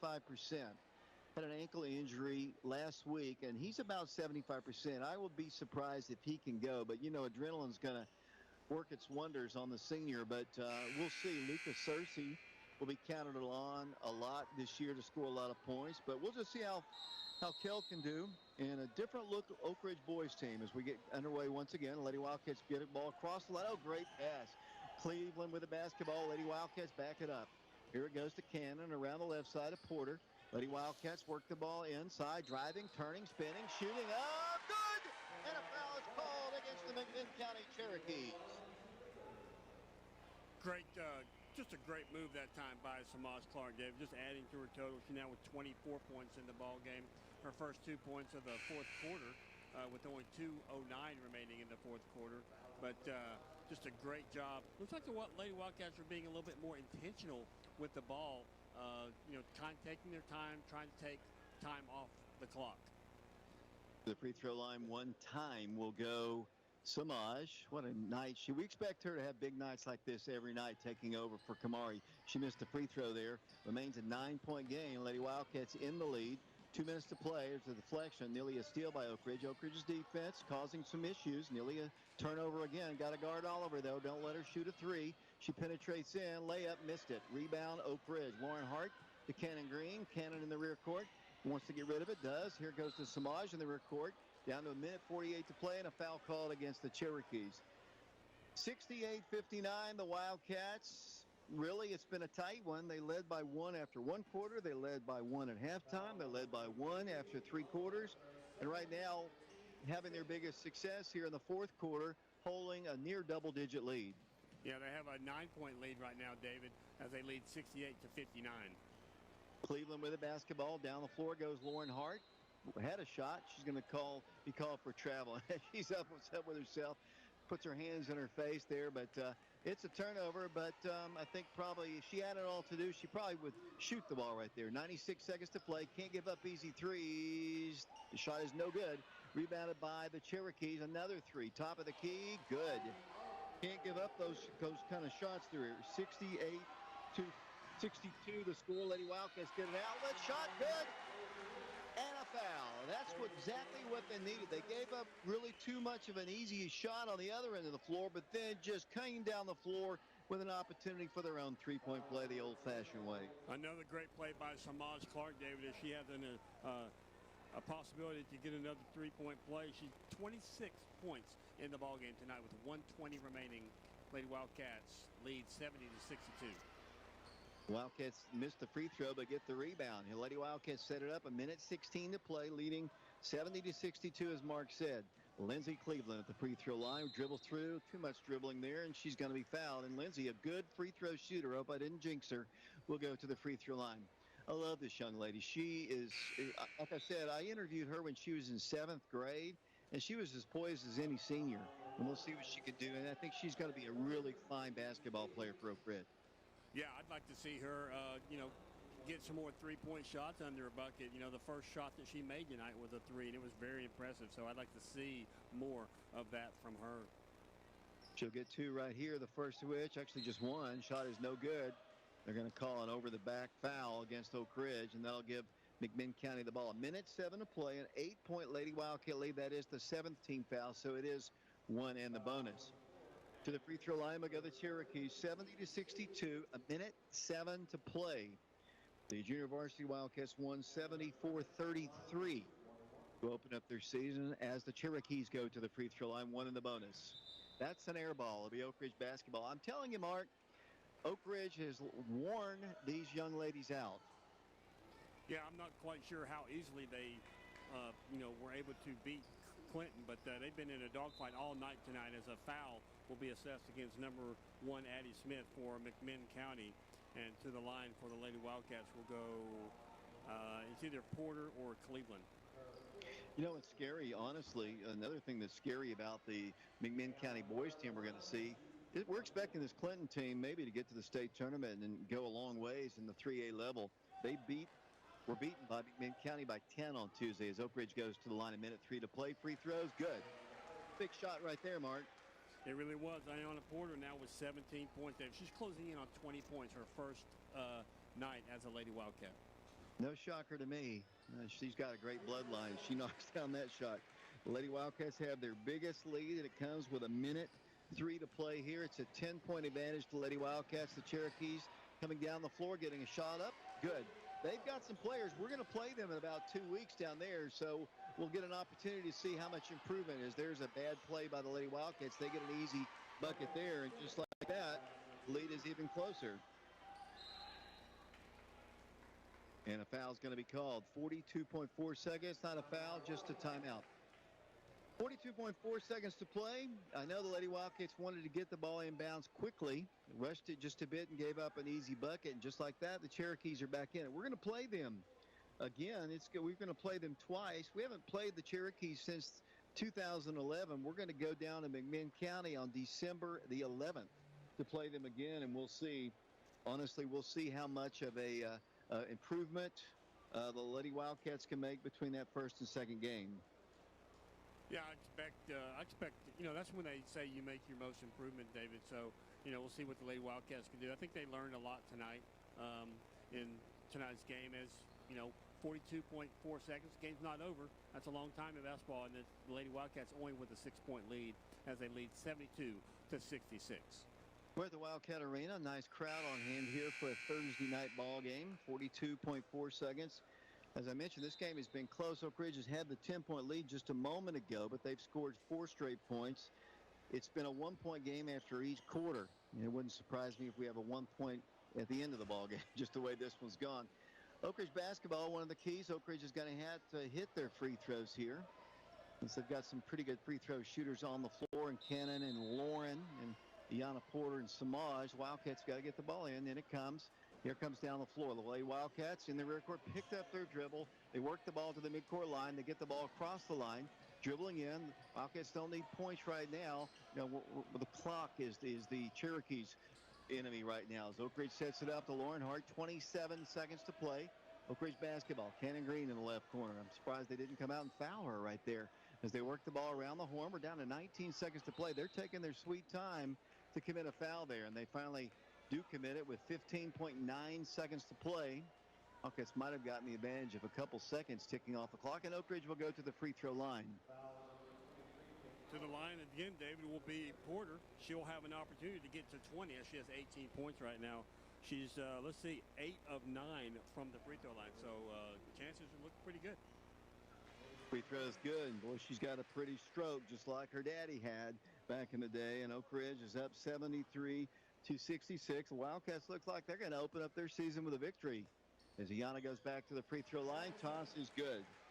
74-66, 15.9 seconds to play in the ball game. And a really, really good start for the Lady Wildcats. Here comes the Cherokees down the floor, 12 seconds to play. 10 seconds to play. They're going to allow her to drive in for a layup. She missed it. The ball's rebounded by the Cherokees. There's just not enough time. The Cherokees are about to go down here at the Wildcat Arena. And a foul's going to be called. The time is ticked off. They're going to put the final score on the board. And what is it, Mark? Final score, Lady Wildcats victorious by 8 as they win 74-66. And congratulations to Coach Paige Taylor and the Lady Wildcats. I think, honestly, there should be about a point or 1.3 seconds on the clock, so let's see if that is going to be the case. I think they're going to have to put some time on the clock. I watched the time tick down, honestly, and they're going to put a second on the clock. I think it should be about 1.7. And Cherokees, they're going to get their players back on the floor, and Oak Ridge is about to shoot some free throws here, Mark. Yeah, so going to the line for the Lady Wildcats will be Samaj Clark, David. Samaj, 26 points in the ballgame. Lady Wildcats with 2 players with 20 or more points tonight. And the Lady Wildcats about to get a victory here. Samaj hits the free throw good. You know, your first ball game, Mark, and you score 75 points. That's pretty impressive. That really is, and it's not just one person, David. You said Clinton had a player who had scored 40 the other night. We've got two players who've scored, combined to get, 48 points. And there's your final score. The Wildcats, the Lady Wildcats win it 76-66. So Oak Ridge starts out their season with an impressive victory over a big school, the McMinn County Cherokees, by a final score of 10 points, 76-66. Mark, your thoughts. I'm very impressed, David. Typically first games of the season can honestly be kind of painful to watch. This was not. It was not painful to watch either team. I've been very impressed with watching both teams play tonight. McMinn County had the advantage with one game under the belt, but the Lady Wildcats, were tried to be gracious hosts, but then had to squeak out a 10-point victory there at the very end. We're going to take a break here. The boys' game will follow here on prepradio.com, Oak Ridge Schools Television Channel 15. I'll be speaking to the head coach of the Oak Ridge High School Wildcats, and that'll be Coach Paige Taylor. As the Cherokees come onto the floor, we'll take a break. We'll send it back. We'll be back to the Wildcat Arena in 3 minutes.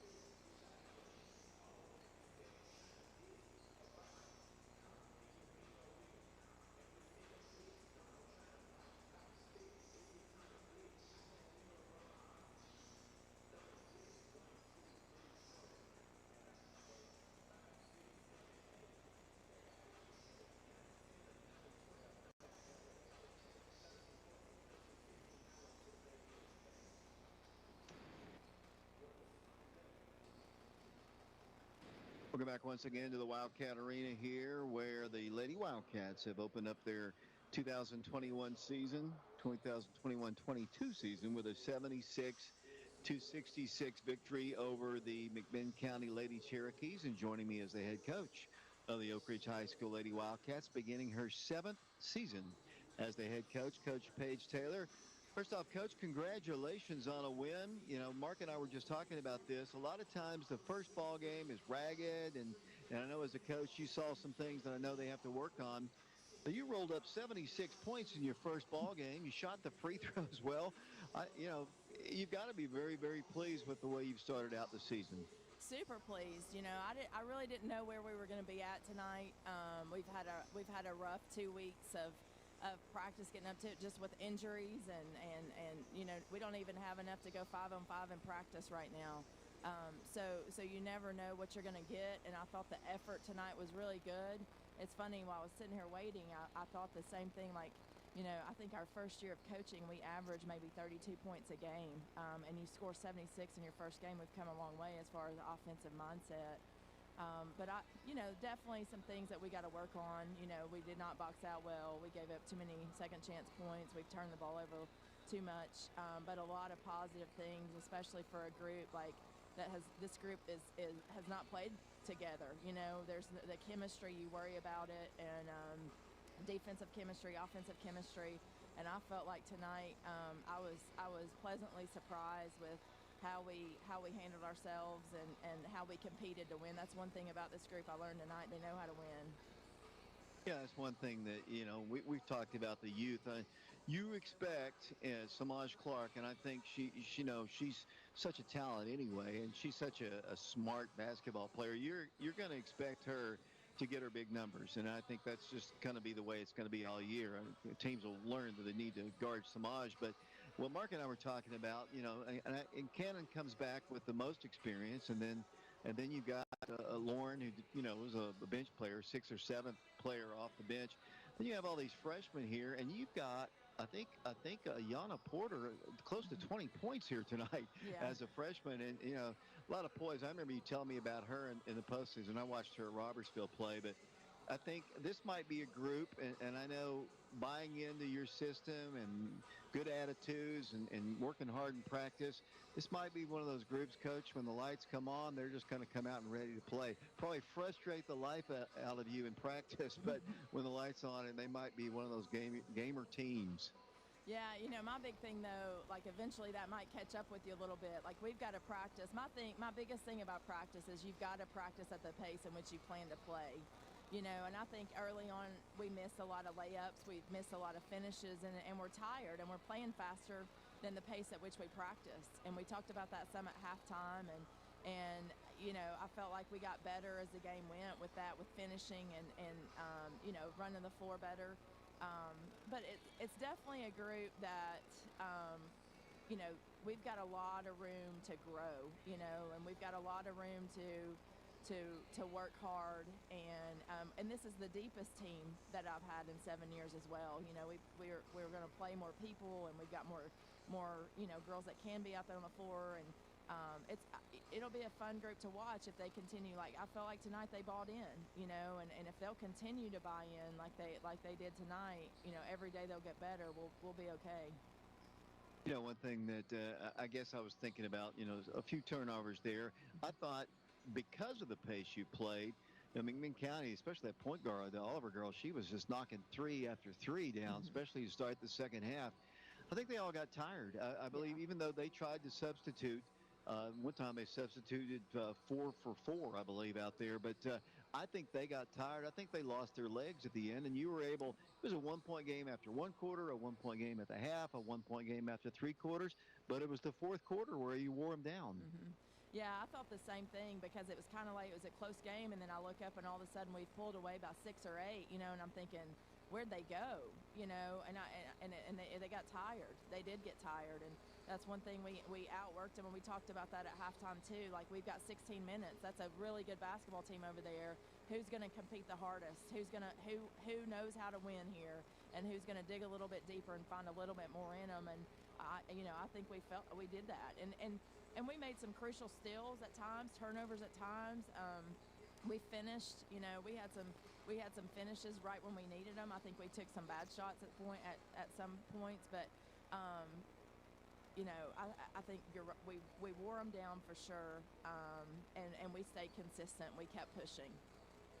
Coach, one more thing here. I was glad to see Gracie dressed out. I guess it's kind of hard to tell a senior who's had an ACL injury got a big old brace that she can't dress out in her first game of her senior year. It was good to see her, whether she gets the chance to play, and I know she's hopeful to get back out there, but I was pleased to see Gracie dressed out tonight. I'll tell you, Gracie's working hard in rehab. Gracie wants to be back, and I don't think this was embarrass her any. I mean, she had tears in her eyes before the game. I mean, she wants to be out here, and I hate it for her. You know, of all kids, I hate it for Gracie to miss these opportunities. But she's going to get another chance. She'll get a chance to get out here, and hopefully she'll have a chance at the next level to continue. But Gracie's been her, you know, she's been a big part of our team, and she's still a big part of it. You know, in practice, she's out there. She's trying to help the younger girls learn and talk to them, and you know, I'm really proud of her. They some of them didn't want to wear a uniform because they don't want people to think they're just not playing. But we've got all 4 of our post players are all injured and cannot play. So. Yeah, that's not good. Coach, your next ball game, that's not good at all. But it's after Thanksgiving. We come back that week after Thanksgiving and play. Pal. Yes. I don't even know the date off the top of my head. This is one of those things where it's just one day at a time. You know, you look at it, and we got to figure out after tonight how we get better, and we'll Coach, start to work tomorrow. I'll let you go here. Just your final comments on the win today. I'm really proud of our girls. You know, like I could sit here and be nitpicky about like individual players that missed a box out or individual players that missed this or missed that. But even those individual players that had to miss something, they had something else good. You know, and I think everybody contributed. Everybody played hard. Everybody bought in. You know, Lauren Hart, I think, led us in every statistical category except for points. I just think, and you have those young girls that came in, they weren't scared, and they competed, and you had your upperclassmen that were solid, and just a good team win to start out our first game of the season. Coach, thanks a lot. I think it's Alcoa is your next ball game, and I stand corrected on that. Yes, on a Thursday, yes. Right. Coach, thanks a lot. Good luck, and we'll talk to you then. Thank you. Coach Paige Taylor, head coach of the Lady Wildcats. Oak Ridge comes away with a victory at home in their first game, 76-66. Going to get Mark Hayes back in, and he's got the final stats of the ball game. Thank you very much, David. As you said, Lady Wildcats victorious tonight by a final score of 76-66. Leading scorer for the Lady Wildcats was Samaj Clark. She had 28 points. She was 12 of 21 from the field, 3 of 5 from the free throw line. Ayanna Porter had 20 points for Lady Wildcats. She was 5 of 12 from the field, 10 of 11 from the free throw line. Also in double figures for the Lady Wildcats, Lauren Hart. She finished with 11 from the Lady Wildcats. She was 4 of 8 from the field, 3 of 4 from the free throw line.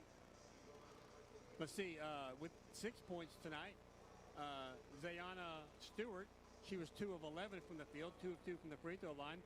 5 points added by Lindsay Cleveland. She was 1 of 3 from the field, 2 of 3 from the free throw line. 4 points added by Cannon Green. She was 2 of 6 from the field. 2 points by starter Emily Lindsay. She was 1 of 2 from the field. So as a team tonight, the Lady Wildcats were 26 of 63 from the field. Breaking it down, they were 24 of 53 from two-point land, 2 of 10 from three-point land, and they were 20 of 25 from the free throw line.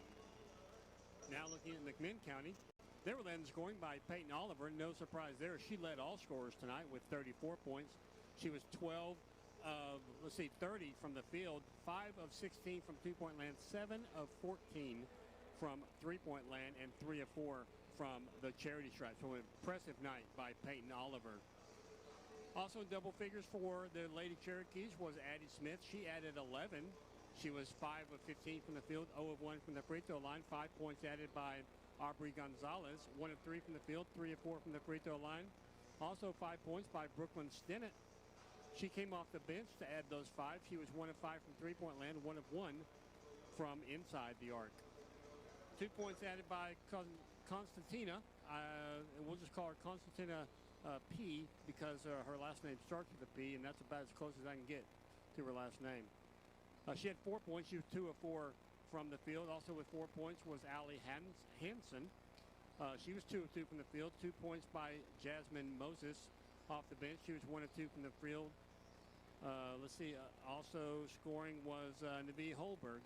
She had 1 point. She was 1 of 2 from the free throw line. So as a team, Lady Cherokees were 25 of 62 from the field. They were 16 of 36 from two-point land. They were 9 of 26 from three-point land, and they were 7 of 12 from the charity stripe. As we said, very balanced game up until the fourth quarter, really. Lady Wildcats led after the first quarter, 16 to 15. Both teams scoring 16 points in the second quarter. Lady Wildcats led 32-31 at the half. Both teams scoring 20 points in the third quarter. Lady Wildcats led 52-51 going into the fourth quarter, where in the fourth quarter, Lady Wildcats outscoring the Lady Cherokees 24 to 15, and that's how we get to a final score. Lady Wildcats victorious tonight, 76 to 66. David? Let's take a quick break here. We'll be back in 60 seconds with the starting lineups and the tip-off of the boys' game. Oak Ridge Lady Wildcats win 76-66. We'll be back with the boys' game in 60 seconds.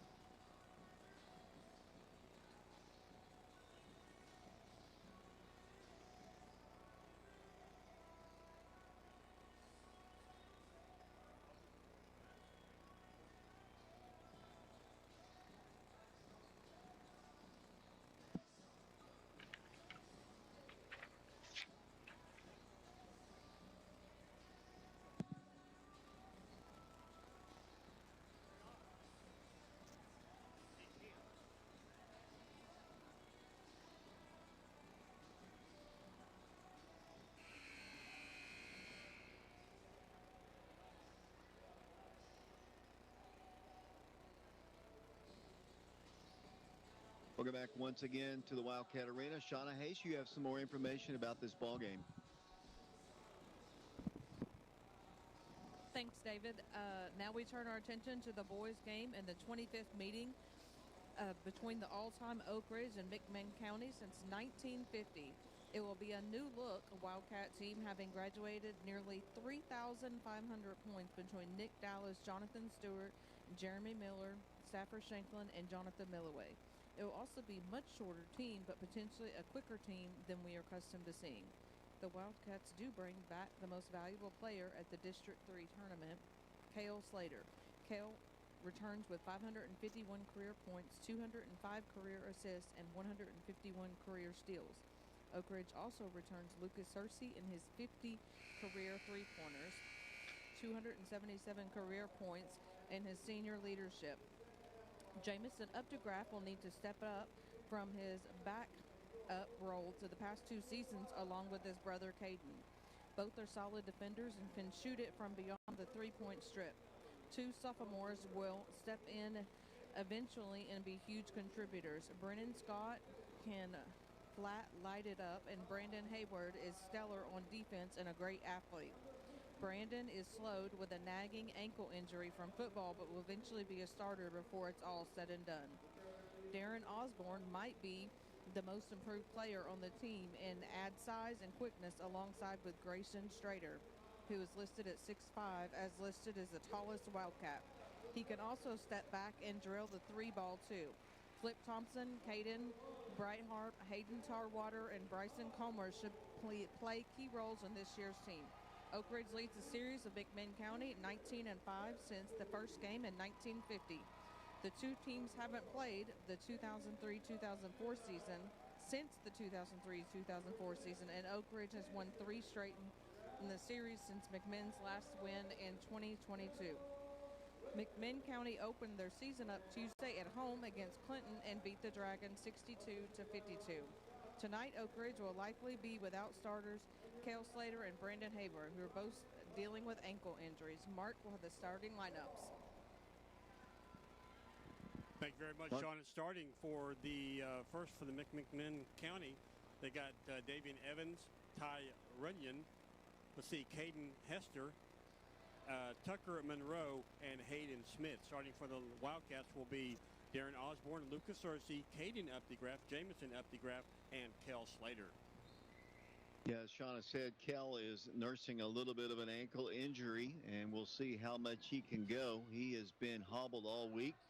We're about to have basketball for you, the third game of the night here on prepradio.com and Oak Ridge Schools Television Channel 15. Drew Thomas doing our camera work for us tonight.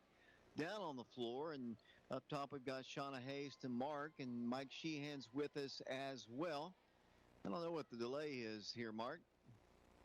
It's a TV timeout, I believe, David. Yeah, it looks like they either don't have enough bench players, they don't have enough chairs, or some of them are going to have to sit in the bleachers there. And we're about to get underway here. Wildcats of Oak Ridge and the McMinn County Cherokees. Looks like it's going to be Darren Osborne to jump for the Wildcats, and we're about to get set here from the Wildcat Arena. Ball controlled momentarily by the Wildcats, but saved by the Cherokees. This Cherokee team beat Clinton by 10 on Tuesday. The Wildcats, inexperienced group in terms of starting experience. Lucas Searcy and Kel Slater probably would be the two with the most experience, with Jamison Updegraff and Caden followed, and Darren Osborne hardly got to play much at all, but he's really improved. And here's a steal to start the game for the Wildcats. Down the floor will come Lucas Searcy. Searcy dribbles in, penetrates, kicks it to the hole, no good. Rebounded by the Cherokees. Just underway, 7:25 to play in the first quarter. 0-0 our score, McMinn County and Oak Ridge. A near steal by Oak Ridge is Updegraff, saved on the floor by the Cherokees. They drive in, wild shot is up there, no good.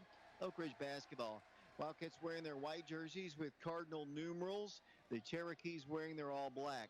Later on, Mark, you're going to see Brandon Hayward get a lot of playing time for this Wildcat team as Kel brings the ball down the floor. I'm looking forward to having the full complement of players back on the floor for Coach Green's team. Yeah, that'd be exciting. I was surprised and impressed to see Darren Osborne in the starting lineup tonight, coming off the football field as he drives in, and he'll be charged with a charge. And he looked like he was still on the football field. But let me tell you, he looked good Saturday in the scrimmage games. I really was impressed with how much he has improved as a Wildcat player. We still have no score. We're about 2 minutes into the ball game. The Cherokees against the press. They get the ball with a long home run pass across the line. They'll set it up once again. 0-0 our score. The Wildcats work the ball, or actually the Cherokees work the ball. Nearly a deflection and steal saved by the Cherokees. And then a reach-in foul is going to be called against the Wildcats. One thing that Lucas can ill afford to do, and we've seen Lucas do this in the past, get into foul trouble, and he picks up a foul there, kind of a cheap one. Yeah, I mean, he kind of swatted at both sides of the guy, and that's kind of hard to not call as a referee. Here's a steal on a deflection, saved by the Wildcats. Searcy brings the ball down the floor. He's going to drive coast to coast for the layup. Good. Great start for the senior. He's got his first 2 points. And the first 2 points for the Wildcats, David, as they lead 2-0. Down the floor, the Wildcats up 2-0. 6:25 to play. Cherokee ball outside the line. Wildcats, they're going to play some defense. That's one thing, as you can see, compared to the Miller, Milloway, Stafford Shanklin teams. They don't have the height they had a year ago. These guys are going to flat defend you, though, and there's nearly another steal by Oak Ridge. They are going to get after you defensively. Yeah, I mean, they're going to try to make those turnovers, David, and, this team is built for speed, so that's a great opportunity for the Wildcats to have defense lead offense. Kind of a different start to this game compared to the girls' game. We had a high-scoring affair. 76-66 was the final score of that game. In this one, we only have 2 points on the board. We've almost played 3 minutes. Cherokee basketball, 2-0 Wildcats. 5:40 to play. They work the ball in. Another strip of the ball. What are they going to call? It's going to be Oak Ridge on a jump ball. On the alternate possession, we'll give the ball to Oak Ridge. The Updegraff boys, they're going to play hard. I mean, that's one thing they're going to do. They are going to give you 100% effort. Kind of joking, on Saturday I was watching them play a couple ball games, and Jamison was obviously, he needed oxygen. He was about to pass out on the floor. Coach Green said, you need to come out, and was not able to breathe. He said, no, Coach, I can stay in. Obviously, they're going to play hard for you, and that's all you can ask for from this group. Yeah, and I think that's exactly what you're going to get, David. They're very passionate about the basketball here as Updegraff drives in, gets it back out to, Kel Slater. Going to drive to the hole, missed a shot, rebounded by Darren, up no good. Taken away by the Cherokees, stolen right back by Oak Ridge. There's a three-pointer in the corner. They won't take the shot. I tell you, somebody who can shoot is Brennan Scott. That's Ronnie Scott's son. assistant coach of the Wildcats, former Wildcat player back in the 80s, as the Wildcats working in with Cersei off the glass shot. No good. Tip back up. Good. Lucas has all 4 of the Wildcat points, and down the floor with the basketball will come the Cherokees.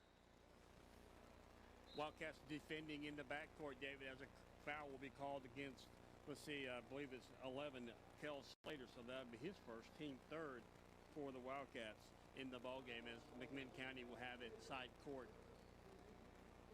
4 minutes, 45 seconds to play first quarter. 4-0 Wildcats. Cherokee ball. Deflection almost a steal by Oak Ridge. Back to what I was saying about Brennan Scott. Brennan can flat shoot the ball. You might remember some years ago when we were at the Arby's Classic, little Brennan was doing our camera work up in Bristol as they put up a shot, no good. Long rebound, Lucas Cersei. Now he's going to be a star for the Wildcats. I'm predicting it right here as the Wildcats drive in for a shot. Good. Great drive there by Kel Slater. I believe his first bucket of the night. Yes, it is his first bucket of the night, David. And I think didn't Scott get some kind of award during the summer at some kind of camp? You're asking me a question I don't know the answer to, but I'll ask Coach Green about that. It's a good start for the Wildcats. Don't do that to me. It's the first ball game, and you're asking me hard questions here. 6-0 our score. Here comes the pass. In it comes. The Wildcat press. They get the ball across the line, set up outside the line. They work the ball to the right. A steal by Oak Ridge. The Wildcats getting it down the floor. Here comes Lucas. Bodies all over the floor. Lucas wanted to launch a 3. He did. But before, there was a foul on the other end of the floor, and it'll be Oak Ridge basketball side court. Oak Ridge's defense is really, really aggressive here, and McMinn County wants to talk about it. 4:21 to play first quarter. 6-0 Wildcats. Why don't we take a break with them? We'll be back in 30 seconds.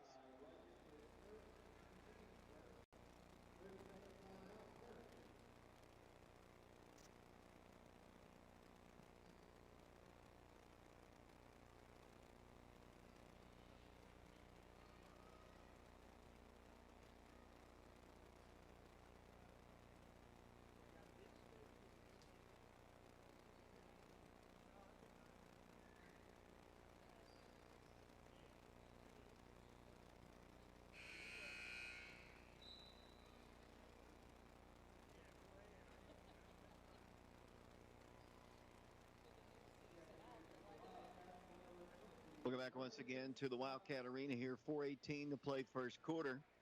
Wildcats on top 6-0. They have the ball in rear court. It'll be Lucas to work it in. And down the floor with the basketball will come the Wildcats. Oak Ridge and the Cherokees. These two teams started playing one another back in 1950. Haven't played a lot of games together, as the Wildcats are going to get an opportunity for a bucket here. No good. On the rebound, tipped and taken away by a hustling Darren Osborne. Kicks the ball back out and throws it out to the top to Brennan Scott. He works the ball top of the circle once again. They work the ball inside. Lucas turns, spins. Wanted to shoot. Over it goes to Darren Osborne. Back to Lucas in the corner. They know he's a good three-point shooter. They get to Darren on the block. He wants to take his man to the hole. He does. Shot good. Darren Osborne, aggressive post move there, Mark. It was really nice. It looked like he was trying to set up for a drop step, but he was able to turn and get the ball off the glass, and 2 points for the Wildcats as they lead 8-0. Wildcat pressure is just causing all kinds of issues here. Almost another steal in the rear court. They get their first wide open look at the shot, and they knock it down. 8-3 our score. One of the first times they've actually gotten a good look. 8-3 Wildcats, 3:15 to play. No pressure in the rear court. Here comes Oak Ridge down the floor. The senior point guard, Kel Slater, is going to bring the ball across the line, accelerate past his man, dribble to the top, finds Lucas free for 3. It's good! 3-point shot. Lucas Cersei, he's got 7 of the Wildcats, 11 points. Nice shot. You know, that fired him up. You could tell as he tries to come back on the defensive side of the ball and pick up a good play, but unfortunately that'll be his second foul of the ball game.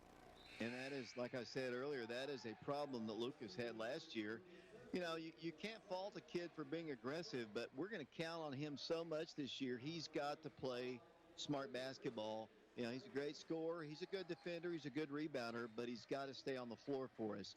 11-3, Wildcats, 2:52 to play first quarter.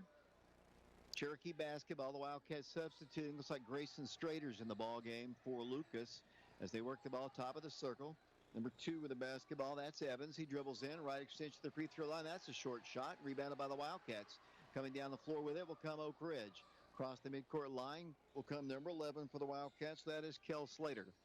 Kel dribbles right, penetrates along the baseline. Might have stepped out of bounds. He was shoved out of bounds, and that'll be a personal foul against the Cherokees. 2:24 to play first quarter. So far, Mark, so good. The Wildcats have looked sharp here in the first quarter. Yeah, another good start opening game for the Wildcats, David. We saw it in the Lady Wildcats game. Darren Osborne gets the inbound pass, takes it up, no good. Gets his own rebound, takes it up again, no good. Really didn't have good numbers there. Might have drawn a foul there, but missed a shot. Here come the Cherokees down the floor. 2:13 to play first quarter. 11-3 the score. The Wildcats of Oak Ridge on top of McMinn County. This McMinn County team beat Clinton by 10. There's a travel. And, you know, one thing, the Clinton Dragons can shoot the ball, but I think kind of one of the differences with an Oak Ridge team, nothing against Clinton, the Wildcats are going to guard you. They are going to guard you from start to finish. Clinton hangs their hat on defense, too, and they must have just had a tough night because I was totally shocked when I saw that Clinton lost the game. They have all 5 of their starters back from a year ago. They were good last year. Oak Ridge ball, Brennan Scott for 3. Good! I told you, Marquez, that guy can shoot lights out. Yeah, there's no doubt, David. Impressive start for him. He's 1 of 1 with a three-pointer as the Wildcats lead 14-3. And here's another steal. The Cherokees panicking a bit. Here comes Oak Ridge down the floor. Here comes Brennan driving, stopping, goes inside, kicks the ball back out. DeKell cannot drive. Now Will pulls up, shoots, off-balance shot, hits the rim, no good. Rebounded by the Wildcats. Updegraff come up with it. Here it goes for a shot. I think it was a shot. Goes over the top of the backboard, out of bounds to be McMinn County's ball. I'm not sure if that was a shot or not, David. I think he was going to try to pass the ball, but then the passing lane closed on him, so he just kind of threw it up there. Won't charge him with a shot, but I think his first inclination was to pass the ball on that one. 14-3, Wildcats in the lead. 1:16 to play here in the first period. Here comes the Cherokees down the floor. They'll dribble into the free throw line, kick it out for a 3. Over in the corner, they shoot. It's good. Couple threes hit by them. They'll stay in the ball game with their long-range gunning. 14-6 to score. 1 minute to play here. The Wildcats with it. Top of the circle. Here it goes to number 3. That's Grayson Strader. Along the baseline, inside for a shot. No good. Foul is going to be called, and Oak Ridge will go to the free throw line. To the free throw line will be number 35 for the Wildcats. The foul will go against number 24. That'll be Landon Shirk. But 35 for the Wildcats is Caden Brighthart. He'll go to the free throw line. Here's the first shot. Good. He's going to play a lot of ball for the Wildcats this year. He's a good-looking player. The Wildcats have Grayson Strader in the ball game. He's a junior. He represents the height on this team. And, you know, we talk about that jokingly after last year's team. Caden Updegraff's in the ball game. That shot is good. Hit them both, and the Wildcat lead is back up to 10. 16-6 the score. 52 seconds to play in the first period. Here come the Cherokees of McMinn County. Guard the three-point line. Outside the line, they'll dribble right, fire it all the way across to the left corner. Good defense again by Oak Ridge. Outside the line, 40 seconds to play. 16-6 Wildcats. McMinn ball, top of the circle, at the midcourt circle. Good defense by Brennan Scott.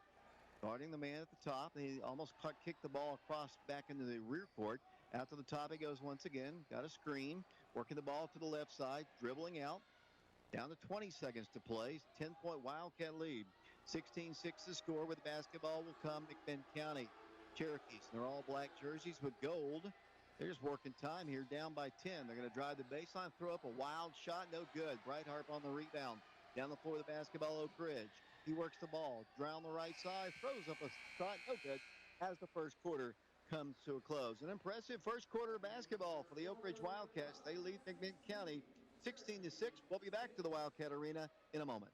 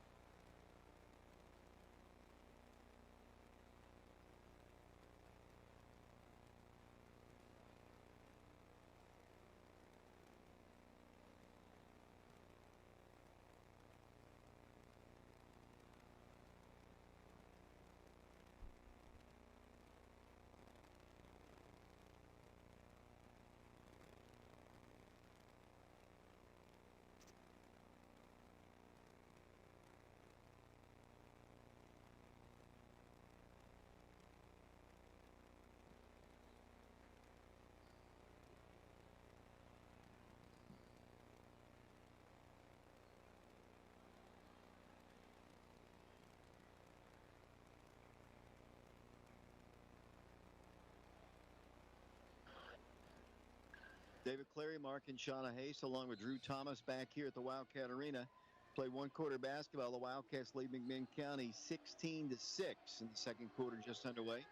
Wildcats, solid defensive performance there in the first quarter. Oh, it was a great defensive. Unfortunately, we don't have turnover stats with us, David, but great defense by the Wildcats, only giving up 6 points, and that was on 2 3-pointers by McMinn County. But as long as I have the mic here, David, just a quick shout out to the student section. They're out here in numbers, and they're making a lot of noise. Double dribble is going to be called against McMinn County. Yeah, it's your first ball game. You'd expect a good turnout. And, the student section in the football season was good all season long, even despite the record of the football team. They were great student sections all year, and hopefully that'll continue on during basketball, and we've got a good start here. Wildcats get it on their turnover, up by 10. The Wildcats have the updrafts in the ball game. The Wildcats have Darren Osborne in the ball game. Wanted to go inside, could not. Swings it over to the left side. Now it goes back inside. Kell, jumper from inside the paint. Good.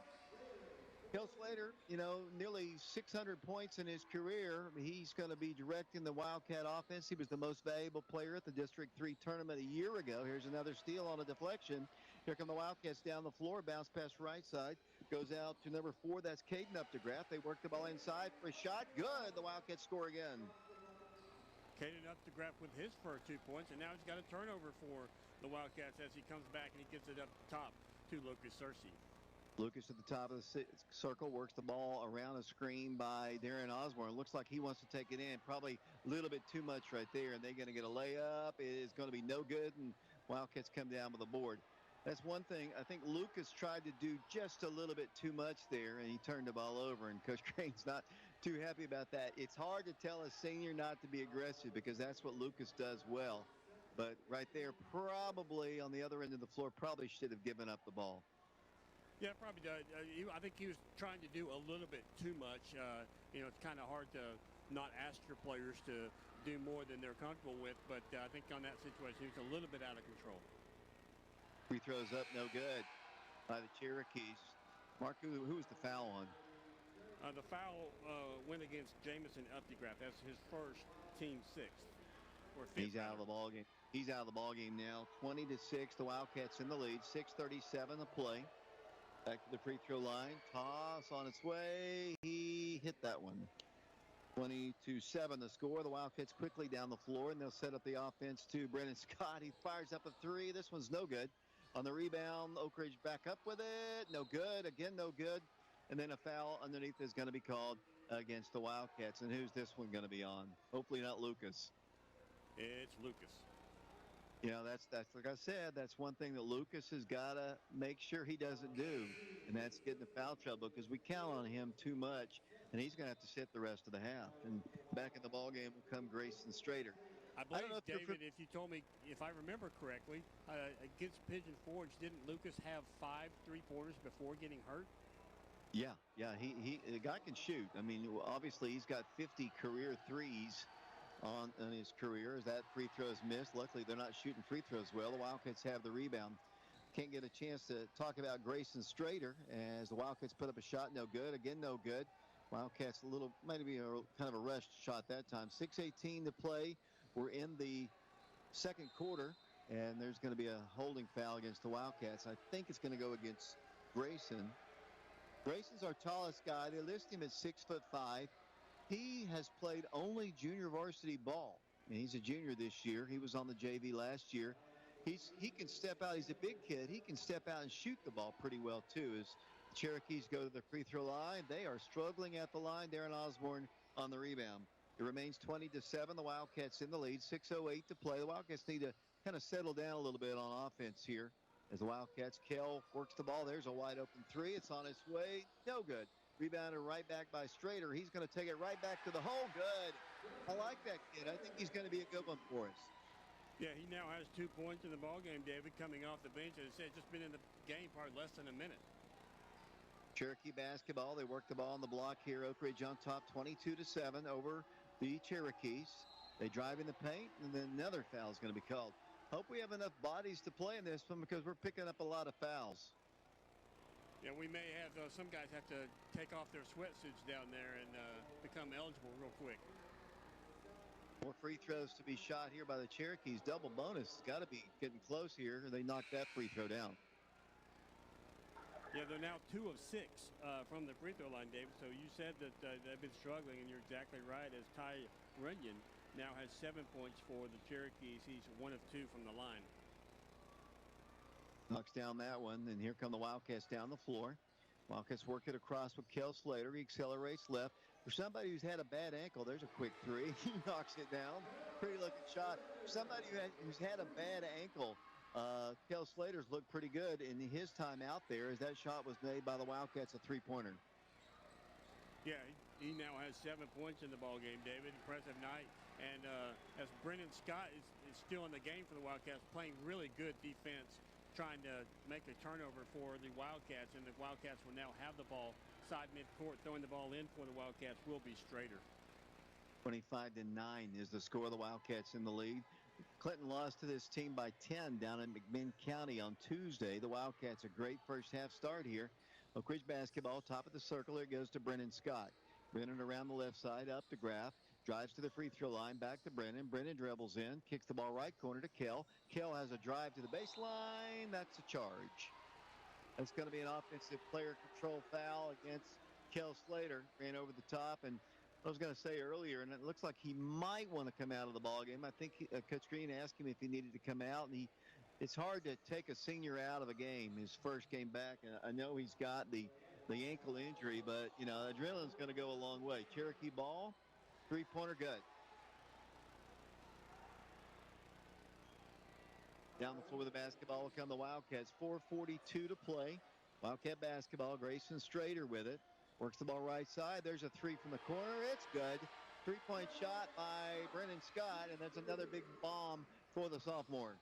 Yeah, nice release and rotation on the ball that time by Brennan Scott, David. He has a quick trigger, and it worked really well. He's got his second three-pointer with 6 points tonight.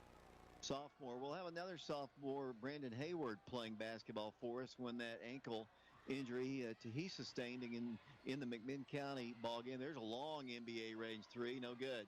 Tracked down the rebound by the Cherokees, then a steal by Updegraff. Here come the Wildcats down the floor. Nice play by Caden. Here comes Oak Ridge down the floor. Across the line, Brennan dribbles in, kicks the ball along the baseline. Back to the top to Scott. Scott drives in, lost the handle of the basketball, goes out of bounds. And they're going to say foul it was called. last. Say again? I believe there's going to be a foul called on number 2 of McMinn County. That's going to be Evans. That'll be his second foul. But he fouled Brennan Scott as he was driving into the lane. Jamison Updegraff comes back in the ball game for the Wildcats. Caden, his twin brother, is in the game. Brennan Scott, sophomore. The Wildcats have on the floor right now, they've got some seniors out there with the Updegraffs, and Kel Slater has played a lot. Here comes a shot by Grayson. Good. Grayson Strader, a quick bucket off the glass, I believe. It was Grayson, I believe. Here's a steal by Grayson. Grayson along the baseline. Powers it up there, no good. Had his shot blocked. And down the floor will come the Cherokees. Here they come across the midcourt line to the free throw line. They're going to throw up a one-handed shot. No good. Rebounded by the Cherokees, but he was out of bounds when he caught it on the baseline. 3:27 to play here in the first half, Mark. You know, we talked about how well the girls looked in their ball game. The guys looking sharp here in the first half of this one. Yeah, they really are, David. As I said earlier, you know, impressive first game for the Wildcats. You know, usually, I know years past it's kind of been a struggle to watch, but this one has not been.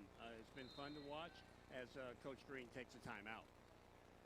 3 minutes, 16 seconds to play. Earlier tonight, the Oak Ridge boys junior varsity won 74-33. Lady Wildcats won their opener 76-66, led by 28 points by Samaj Clark, and the freshman Iana Porter had 20. We'll have a complete rundown of the scoring of the girls and the guys at halftime of this one.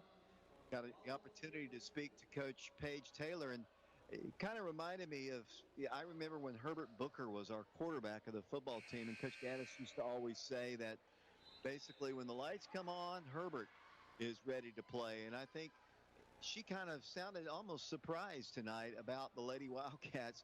Obviously, the practices have not been to the level that she wants them to, but tonight she was totally pleased. She said, I could nitpick on some things, but I can't because They beat a really good team tonight, and they scored 76 points in doing so. Yeah, as we said, I mean, it was a great first game for the Lady Wildcats. I mean, they played well, and it was a tough competition for the Lady Wildcats, which is what you want. Wildcat basketball side court, Oak Ridge in the lead, 3:11 to play first half. Like I said, we'll have a complete rundown of the scoring. After at halftime, Wildcats work the ball in. The Wildcats, Grayson Strader in the ball game, Brennan Scott's in the ball game. Oak Ridge also has Caden Updegraft, Jamison Updegraft, and Darren Osborne. He's in the ball game. Wildcats with looks like as a long three is up, no good, but a foul in the act of shooting a three is going to send. Looks like Jamison to the free throw line for 3 shots. Yeah, this will be his first attempt on the night, David. He has not taken a shot, so his first shot was a three that he got fouled on, so he'll go the charity stripe to make 3 from the line. Jamison has 171 career points in his career and 22 career three-pointers, and he knocks down his first free throw here, and Oak Ridge leads 31-12. It's been all Oak Ridge in the first half. Yeah, it has. As the second shot's up, it bounces around, but eventually drops in for the Wildcats. He now has 2 with the third opportunity at hand. And Jamison will go back to the free throw line. Oak Ridge has Caden, his twin brother, as I mentioned. Grayson Strader, Brennan Scott, sophomore. That's what I love about Brennan. And the free throw good. So he goes 3 for 3, and the Wildcat lead is 33-12. And here come the Cherokees down the floor against Oak Ridge's pressure defense, and they work the ball down. Here's another steal, and the Wildcats push it up the floor. Right-handed layup off the glass, good. Another 2 points for the Oak Ridge Wildcats. 5 points now by Jamison Updegraft, so he's just come alive in the last 20 seconds. 35-12 the score. The Wildcats, what a defensive effort, and there's another steal. Here it goes to Caden. Caden's going to bring the ball across the line, dribble to his right, dribble into the paint, pull up, wanted to shoot, backs it up, lost the ball. We might have a dunk. On the other end, here it is. Good. Kind of rattled around, and then a technical foul is going to be called. I was looking down with taking the score. Technical foul goes on number 5. So that'll go against Ty Runyon, who has 13 points in the ball game, and he made the layup. So I'm not quite sure. Like I said, I was looking down recording the stats, and so I didn't exactly see what happened. So Runyon is called for the personal foul, and the line will go Oak Ridge once again. It'll be Jamison, I believe, once again. He just hit 3, and he hits 4 for 4. The only thing I can imagine, David, is he probably said something and earned a technical foul. Second toss, good. 37-14. The Wildcats will get the basketball side court. You know, they've given up a ton of points here in the first half. I believe they only gave up 52 to Clinton on Tuesday. They beat them by 10. The Cherokees did. Oak Ridge ball side court, 2:17 to play first half. 37-14 Oak Ridge. Darren Osborne with the basketball. Hands it off, and the Wildcats to Osborne. Osborne kicks out. There's Brennan again for 3. You know what's going to happen. He drills another three-pointer. He now has 9 points, David, and trying to make another turnover on defense as McMinn County takes a 3-point shot. No good. Rebounded temporarily by, Strader. Ball goes out of bounds. Oak Ridge retains possession. Super sophomore Brennan Scott bombing him away from downtown, and the Wildcats have the basketball. 1:51 to play here in the first half. Oak Ridge dominating 40-14 over the Cherokees. Here comes Oak Ridge down the floor. Here he goes, top of the circle. Working the ball outside. Inside at Darren Osborne in the paint. Turn, spins. Great post move right there by the senior. Up good. That was a nice post move there, David. 4 points now for Darren Osborne. I've been impressed with his moves tonight. Yeah, the most impressive thing is they launch a 3 and hit it. The most impressive thing, we're almost to halftime, and Oak Ridge has only given up 17 points. Yeah, and they've scored 42, and you said how impressive it was the Lady Wildcats, scored 76 as we only had like 6 points with 3 minutes in the ball game. So another 3, this time by Caden Updegraft. He now has 5 points in the ball game.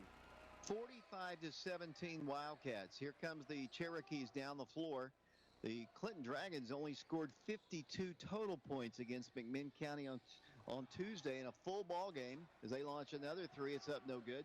Wildcats have already put 45 on the board here in the first half. 46 seconds to play here in the first half. Wildcat basketball, and they're doing it really without Lucas Searcy on the bench with foul troubles. Oh, great fake by Caden. He's going to drive the paint, go up for the shot. Oh, he just couldn't finish it, and over the back with a personal foul will come Darren Osborne. You know, last year, and I said this earlier to start the broadcast, Darren did not play a lot of minutes. I think he only scored maybe 6 or 7 points total all season last year. 9 points. He scored 9 points last year total. He looks like a brand new player, a totally different player out there on the floor. I guess, like Coach Green told me on the TV show yesterday, he had to go against Milloway in practice every single day, and I think that has paid some benefits. Yeah, I think it has too, Dave. But if I remember correctly, he finished the season pretty strong, even though, as you said, he only had 6 points on the season. I think probably most of those were from the free throw line. You probably have those stats in front of you. But, yeah, I remember Darren Osborne. He really got better as the season went along and finished the season fairly strong. Brighthart comes into the ball game now for the Wildcats. Wildcats are going to get somebody else in the ball game. Looks like Hayden Tarwater is going to make his entrance into the ball game, and the Wildcat senior Jamison Updegraff will come out of the ball game. Oak Ridge on top, impressively, 45-17. 32 seconds to play first half. Missed free throw, rebound, Oak Ridge. Coming down there with it will come the Wildcats. With the ball across the time stripe will come Updegraff. To the top it goes. With it, number 4, that is Caden Updegraff. Here it goes to Brighthart. He works the ball top of the circle to Hayden Tarwater. He works the ball to the left side. Here's a shot from the left wing. Good. Wildcats cannot miss tonight. Wildcats have a 30-point lead, Mark. Those last 2 points there by Brennan Scott, as McMinn County takes a shot, no good, rebounded, and then out of bounds by McMinn County. So the Wildcats will have the ball under McMinn County's basket with 0.9 seconds with a 30-point lead, 47-17. The Wildcats get one shot up, and it is no good. What an impressive first half of basketball. If you're McMinn County, you blitzed through a Clinton team on Tuesday to win 62-52. You come up to Oak Ridge, and you are getting annihilated in the first half, 47-17. Mark, your thoughts. Well, I mean, just looking at the score differential, David, the Wildcats led 16-6 at the end of the first quarter, and then opened it up in the second quarter, outscoring McMinn County 31-11. So a 20-point differential in the second quarter for the Wildcats. Very impressive. We'll take a break here. 47-17 Wildcats. Mark is going to work on the stats. We'll also have the girls' stats. They won. The JV ones, so far, so good for the Wildcats on their opening night. We'll be back to the Wildcat Arena in 3 minutes.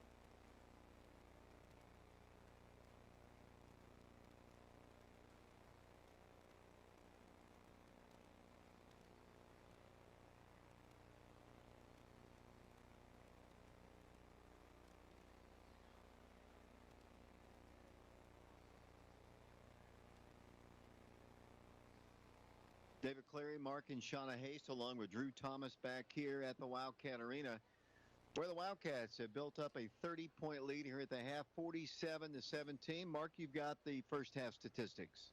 Thank you very much, David. Oak Ridge led in scoring by Brennan Scott. He has 11 in the first half. He's 3 of 4 from three-point land, 1 of 1 from inside the arc. With 7 points, Kel Slater, he's, 2 of 6 from two-point land, 1 of 1 from three-point land. Also with 7 points, Jamison Updegraff. He has 7 points, most of them from the free throw line, where he's 5 of 5. He's 1 of 1 from the from two-point land. Also with 5 points tonight, Caden Updegraff. He's 2 of 6 from the field. With 7 points is Lucas Searcy.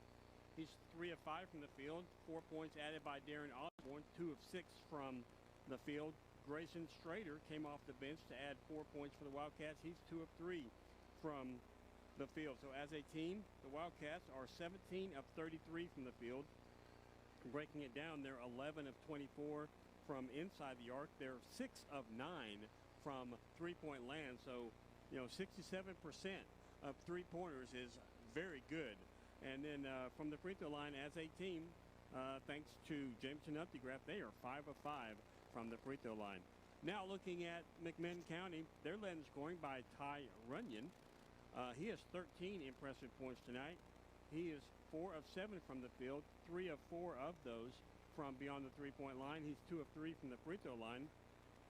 Then also with 3 points is Tucker Monroe. He has 1 of 2 from beyond the three-point line. And then the other point for McMinn County comes from Davian Evans. He's 1 of 2 from the free throw line. So look at the stats as a team for the Cherokees. Most surprising thing to me, David, is they've only made 1 2-point shot. So only one field goal inside the three-point arc by the Cherokees. They're 1 of 5 from two-point land, 4 of 8 from three-point land. So they're 5 of 13 from the field, and then they're 3 of 9 from the charity stripe. As I said earlier, the Wildcats led at the end of the first quarter 16-6, and then outscored McMinn County in the second quarter 31-11 to take a halftime lead of 30 points with a score of 47-17. Earlier tonight, the Lady Wildcats were victorious. They were led in scoring, as David said, by Samaj Clark. She had 28 points. Let's see, Ayana Porter had 20 points. Lauren Hart with 11. 6 points added by Zayana Stewart. 5 points by Lindsay Cleveland. 4 points by Canton Green. And then Emily Lindsay had 2 points for the Lady Wildcats. Lady Wildcats, they were in a dogfight for most of the game. They led at the end of the first quarter 16-15. Then both teams scoring 16 points in the second quarter. So the Lady Wildcats held on to their 1-point lead at the half by a score of 32-31. Again, both scores even in the third quarter, each scoring 20 points this time. So the Lady Wildcats led 52-51 at the end of the third quarter. But in the fourth quarter, the Lady Wildcats able to open it up, outscoring the Lady Cherokees by a score of or an amount of 24-15. So that's how the Lady Wildcats are victorious tonight over McMinn County Lady Cherokees by a score of 76-66. David?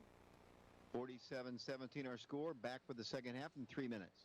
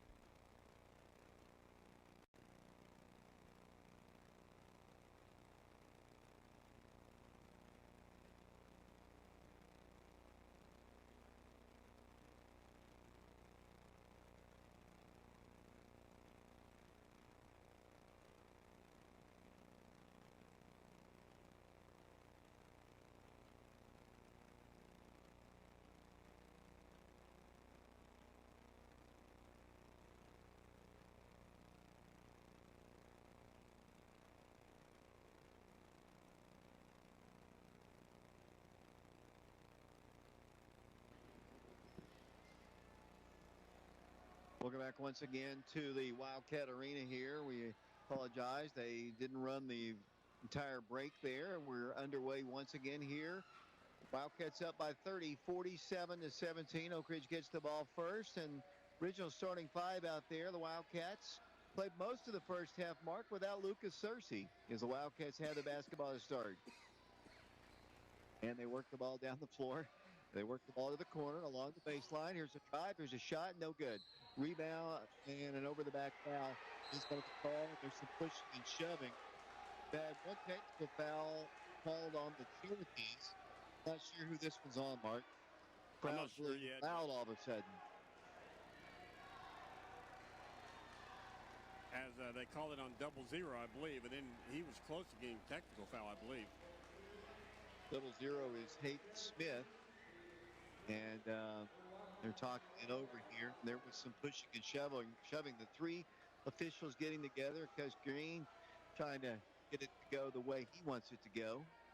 As we wait for the officials to get it all set up here, it'll be perhaps a double foul here, and didn't exactly see what happened, but they're just going to let them play, and McMinn County has the ball. Ball worked in. Here come the Cherokees down the floor. Cherokees drive in. They kick it outside, David, and up to around the horn to number, 33. That's a three-pointer by him. That's Tucker Monroe. He now has 6 points in the ball game. 47-20 the score, I believe. Down the floor with the basketball will come the Wildcats. Here's a free throw line jumper. It's up good. Give me a correction on the score there, Mark. Wildcats, they haven't moved the score yet. They have it at 47-20 right now. 49-20 is the score. There's a missed three. They get a shot up. No good. Rebounded by Lucas. Lucas quickly down the floor to Kel Slater. Dribbles in, penetrates, pulls up, shoots. Good. Little floating bucket there by Kel Slater, and it's 51-20, I believe, for the Cherokees. The Wildcats up by 31 points here. 6:42 and counting here in the third quarter. As Mark said earlier, the Lady Wildcats won. The boys junior varsity won 74-33. We got another foul, a little hard contact there. And foul's going to be called. We might have an injured Cherokee, but he's okay. He's going to get up on his own here. And I believe the Cherokees will be shooting free throws. Yeah, they called that foul on Jamison Updegraff, David. The score actually is 49-20. So the Cherokees go to the line with their main scorer tonight, Ty Runman. He misses his first free throw, so he'll maintain 13 points in the ballgame. Never let me take my eye off the game. That's a bad thing when I'm trying to call for millions of people out there. Second toss is up good. 49-21 the score. The Cherokees will substitute out. What can you say about the start for the Wildcats? I think there's a lot of question marks. You lose over 3,500 points, and you kind of wonder how this team would be, but so far so good. Against a good team. Wow, that was they called a charge before there was actual contact, I believe, David. And Coach Green's letting the referee know about it. That's a tough call. That was talk about an anticipation call. Yeah, I saw the same thing. He was already blowing the whistle charge. I guess he's from Athens. 6.5 minutes to play here in the third quarter. Here come the Cherokees down the floor. 49-21 the score. They're going to drive in. They're going to throw the ball away. Intercepted by Oak Ridge. The Wildcats have it. The ball don't lie, but then they steal the ball back, and they get a shot up good. Maybe the ball does lie. 49-23 the score. Here comes Oak Ridge down the floor. A little bit more pressure now on the part of the Cherokees. They're going to call a block there at the midcourt line. That was a really bad call just a moment ago on that charge. You're right. He anticipated contact there, and he called it before the contact was even made. As Oak Ridge works the ball in with Lucas Searcy. Lucas has put a little bulk on him, too, and they're going to need that if he's going to play down low for the Wildcats. I noticed Kel's put on some weight between last year and this year. I remember him being really skinny last year, but 2-point shot there by Jamison Updegraff. He has 11 points. What do you think about the improvement of the Twins here, too? As Lucas gets a steal. 3-on-1 break. Here they go inside. Great passing shot. No good, but a foul's going to be called. Wildcats will be shooting free throws. What about the improvement of the Twins? Well, I mean, not to choose one over the other, but I remember Caden last year much more than Jamison. So I'm actually more impressed with the improvement of Jamison between last year and this year than Caden. Oak Ridge to the free throw line. First of 2 shots, no good. I think that's our first miss at the line. Yeah, Jamison, he was 5 of 5 in the first half, and he's the one who has now missed the first free throw of the second half. Second free throw on its way up there. This one's good. Back up by 30, 52 to 22 the score. Here come the Cherokees of McMinn County down the floor. 5:47 to play. Great anticipation by Darren Osborne. He's got a steal. Here come the Wildcats down the floor. Lucas Searcy dribbles in all the way to the hole. Floats it up there, no good. Rebounded by Oak Ridge. Turning, spinning, driving. Shot no good again. Rebounded this time by McMinn, and a reach-in foul is going to be called against the Wildcats. Oak Ridge's next ball game will be Tuesday. The Wildcats will be traveling up to Sullivan East High School to take on Volunteer for the first time in school history. That'll be a 4 o'clock ball game. We'll have the broadcast on FM 92.7. We'll also attempt to stream the game live on our YouTube channel, Prep Radio. We'll be on prepradio.com and Oak Ridge Schools Television Channel 15. McMinn County ball, free throw line. Wanted to get a shot off. They thought about a 3. They dribble now, shoot from the free throw line. Good.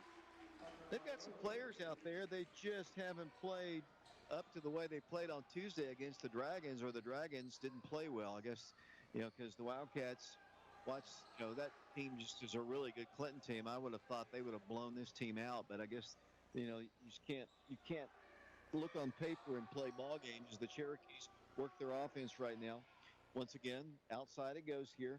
Wildcats currently in the lead by a score of 52. What is the score, Mark? They lead 52 to 25, so you were halfway right. Right. And there's another bucket up there. Good. So, right, here come the Cherokees back, and then ball's knocked out of bounds. Wildcats have got to be a little bit more careful with the basketball. Looking for my notes here. That's why I'm not watching the game right now. I'm looking for my notes here, and I apologize for that. And I'll get them here in a second. But it'll be Oak Ridge basketball. 2:38 to play. And here come the Wildcats setting up their offense. Wildcats look a little bit flustered, a little bit more aggressive are the Cherokees here. And there's a foul called against McMinn County.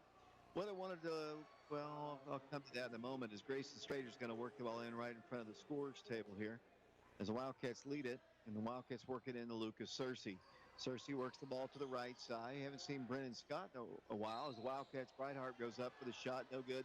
He draws the foul and will go to the free throw line. We have a lot of sponsors this year. Oak Ridge Utility District, Mortgage Investors Group, Ortho Tennessee, the Fox Insurance Group, 10 Bank, Mike Kelly of Betsy Coleman Realty, and Laura Lynn Green of State Farm Insurance. We also have some patrons: Kathleen Stevens, Jeff and Mike Henderson, Ronnie and Becky Hayes, Mike Sheehan, Scott McMinn, Ron and Margaret Kisterson, and Jack Campbell. They have sponsored ball games for us. So we've got a lot of traveling to do, and we could use some more sponsorship. If you're listening out there, you can get in touch with me if you want to sponsor a game. We'll talk about that later. That first shot was up and good. The second toss also good. Out for the basketball will come the Cherokees once again, moving left to right here as we play in the third period. 4:18 to play. Dominant first half of basketball for the Wildcats here. McMinn County has kind of upped the level defensively against the Wildcats. Yeah, they're playing much more aggressive right now, David. So typically with more aggression comes more fouls, and I think that's what we've seen so far. Here come the Cherokees outside the three-point line. They get a shot up, and it's good.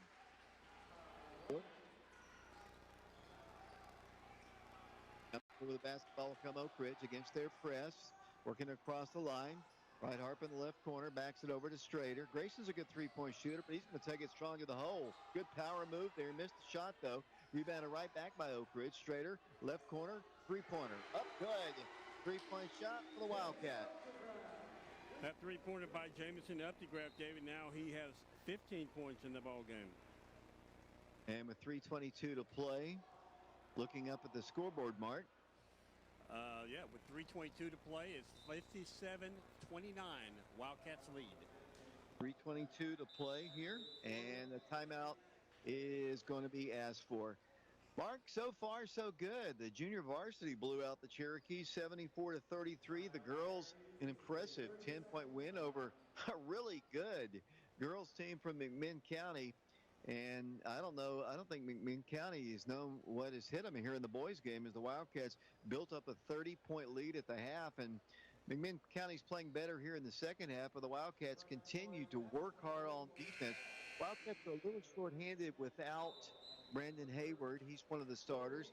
They're kind of slightly hobbled a little bit with Kel Slater, but you wouldn't know it by the way he's played tonight. So, you look at this team and you think, God, it's just 100% effort all the time on both ends of the floor, and they have shot lights out from three-point range.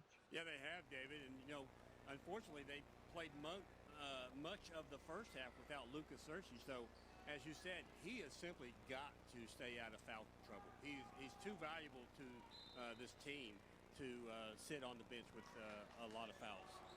57-29, the Wildcats in the lead. Cherokee basketball, 3:19 to play. Here's a near steal. The ball's loose on the floor, picked up by the Cherokees. Good hustle by McMinn County. They've got the ball top of the circle to the left corner. Dribbling out to the top. They got a three. They won't take it. Left extension of the free throw line. Shot is good. They got some guys that can shoot the ball. Yeah, Monroe, he's got that nice shot. That's the second time he's faked a three-pointer and then driven into the elbow and taken a two-pointer. Here comes Brennan Scott outside the three-point line. Backs it up to Lucas. Lucas is going to drive in. And there's going to be a reach-in foul called against Evans, I believe, this time for the Cherokees. 2:49 to play. The first half was kind of a run-and-gun shoot fest here in the first half. It's kind of dragged a little bit here in the third period. Yeah, the Wildcats will have the ball on the side court, David, as they lead 57-31 with 2:49 remaining in the third quarter. Oak Ridge ball, Grayson Strader. Oh, man. They had a wide open look inside, and Grayson saw Caden Brightheart come across the baseline. Pass was just a little bit too strong. Here come the Cherokees moving left to right here. Oak Ridge putting on pressure. Brightheart in the rear court's going to kind of harass the point guard as he tries to get the ball across the line, and he gets the ball across the line. They've got numbers in the corner. They get a three off. It's up. No good. Rebound Oak Ridge. Scott with the basketball. Brennan down the floor. Nearly stripped of the ball. Saved by the Wildcats. Saved by Lucas Searcy. Right side. Dribbles in the corner. Back to Scott. He's double teamed and trapped, and the ball's knocked out of bounds. A little bit more aggressive are the Cherokees here, and why not? They trail 57-31, trying to get back with their defense. 2:23 to play. The ball's worked in. And it comes up to Graff, backdoor to Strader. Grayson goes up with a shot, and he's fouled. And Grayson Strader, the big junior, rock star. He's in a band, Mark. I don't know if you knew that, but he's going to go to the free throw line. I did not know that he was in a band, David. You were in the band, weren't you? I was in the band, yes. Grayson Strader, what has he done tonight? Grayson Strader, he's dribbled the ball a couple times at the free throw line before taking the shot, but on the scoreboard, he now has 5 points. Hit that shot, and back to the free throw line he goes. Looks like we've got Mr. Tarwater about to come back in the ball game for the Wildcats, wearing number 12, the quarterback of the Wildcat team, getting a chance to play a little basketball too. As out of the ball game comes number 4, Caden Updegraft. He's had a really fine senior opening ball game as Grayson goes back to the free throw line. Shot is good. 59-31 the score. Here comes McMinn County down the floor, moving left to right. 2:17 to play, third quarter. And all Oak Ridge, and here's another steal. The Oak Ridge defense just tenacious tonight. Here comes Oak Ridge down the floor. Tarwater with it, top of the circle. They work the ball right. Outside, way downtown for three. No good. Rebound up by Brightheart, up, no good. And Caden's going to go to the free throw line with a couple of free throws. I think Lucas trying to make up for his lack of scoring because he was out with foul trouble. He launched one from almost downtown Oliver Springs and missed it. Yeah, he did. I was hoping that that Brightheart would have actually made that. I could have given him an assist instead of an air ball. Lefty puts it up there. Good. Wildcats have 60 on the board. And once again, they can lead by 30 if he can knock down the shot. He's a good-looking player, too, and he's a youngster as well. He's only a sophomore. They list him at 6 foot. He's a left-hander. missed the free throw there. And here come the Cherokees down the floor. A minute 57 to play, third quarter. Wildcats going for the triple sweep here tonight over McMinn County. Oak Ridge's defense has been the factor. I mean, I know they shot the ball extremely well in the first half, but it's the defense has been the key factor in this ball game. It has, and David, it typically is in a basketball game as it is in football games. You know, defenses, really set the tone for the game, and Coach Green has always been very adamant about having his players play hard, tenacious defense. We'll be speaking to the head coach of the Wildcats, Coach Aaron Green, after the ball game as the Cherokees, oh boy, tough call there. A little contact there with Brendan Scott. He anticipated a pass and got there perhaps just a hair late. 90 seconds to play third quarter. What I was going to say, Coach Green will be speaking to me after the ball game. We'll have Mark stats, boys and girls. And we'll kind of preview our next ball game, a road trip to Sullivan East High School on Tuesday for a 4 o'clock game against Volunteer. 90 seconds to play, and then start the clock right away. The deflection out of bounds. Good anticipation that time by Hayden Tarwater. Knocks the ball out of bounds. It'll be Cherokee basketball underneath the goal. 60 to 33 our score. He held a good team to 33 points. Pretty good defensive effort. Most of that, seems like a lot of it is in Oak Ridge's defense. There's just some miscommunication there. And Cherokees throw the ball to Grove Center, and it'll be Oak Ridge basketball. Yeah, that errant pass by, Landon Shark. Just like you said, I think the McMinn County players just weren't on the same page there. Oak Ridge basketball in the rear court. Here they come down the floor, across the line. Come the Wildcats dribbling in, top of the key. Lucas Searcy swings it off to the right side. The ball is deflected back in the rear court, tracked down there by Tarwater. Back it goes to Brennan Scott. Baseline jumper is up, no good. Long rebound, McMinn County. Here come the Cherokees straight down the floor. Couple guys dribbling. There's a hop step. It should have been a walk, but they're going to call a block. Did he walk there, Mark? I know there was some contact there, but it looked like he bounced before he went into the block of the Wildcat. Yeah, I think he kind of did, Dave. It kind of looked like he did a little stop step, and then he bounced. So, you're allowed 2 steps, but they have to be continuous. You can't pause in between them. Free throw is up, and it's good. 60 to 34 our score, 52.5 seconds to play. I think the Wildcats are getting a little tired too, honestly. 60 to 35 the score. The Wildcats have not scored quite as much here in the third quarters. The Wildcats bring it across the line. Deflection, and Lucas is going to be fouled in the rear court. That's a tough foul.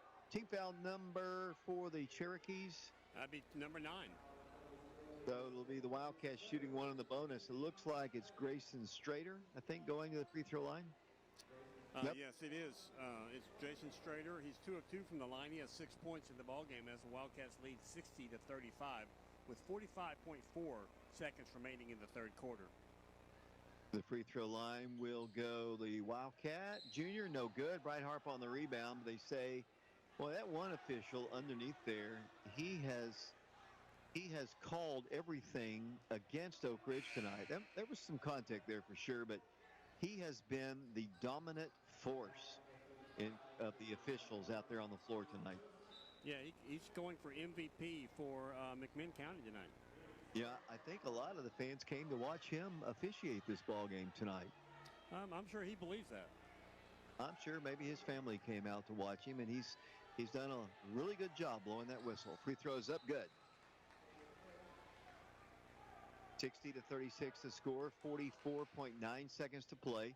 Tarwater in the ball game, along with Strader. Wildcats have Lucas Searcy. The Wildcats sitting Kel Slater, and I don't blame him because he was a game-time decision anyway, whether he was going to play. But one thing you don't want to do, you don't want to blow the lead here. 60 to 37 is our score, but like I said, I think the Wildcats, they played so hard in the first half, got to be a little tired. The Wildcats work it in. Tarwater, nice pass, gives it over to the top to Lucas Searcy. Back to Hayden it goes. Hayden Tarwater looks to his right, dribbles and gives it up. Wildcats in the lead with 35 seconds to play. Wildcat ball. Working the ball here in the third quarter with Lucas Searcy. 28 seconds to play. Oak Ridge in the lead. 60 to 37. Behind the back dribble for Lucas. Backs up to the midcourt circle. Works the ball to the junior. Tarwater back to the top to the junior Strader. Back to Lucas Searcy. 14 seconds to play. The Wildcats working for the final shot here in the third quarter. Oak Ridge dribbles, drive. Lucas throws it up there. No good. Does draw a foul, and Lucas Searcy will go to the free throw line. You know, Lucas has had a good career as the Wildcats. He had a really good year last year, and we expect him to do even better work this year. Lucas comes into this year with 277 career points, 50 career threes, 151 career rebounds, 69 career assists, 96 career steals. With that free throw, we expect good things from Lucas this year. Yeah, we really do, David. As you said, it's he brings a lot to the court, a lot of intensity, a lot of passion. Obviously, we know about his three-point shooting, but I think his leadership will be very well welcomed by Coach Green. Final shot of the quarter is up, no good. Rebounded by Oak Ridge, and we have completed 3 quarters of basketball. Oak Ridge leads 61-37. We'll send it back once again. We'll be back with the fourth and final quarter in 60 seconds.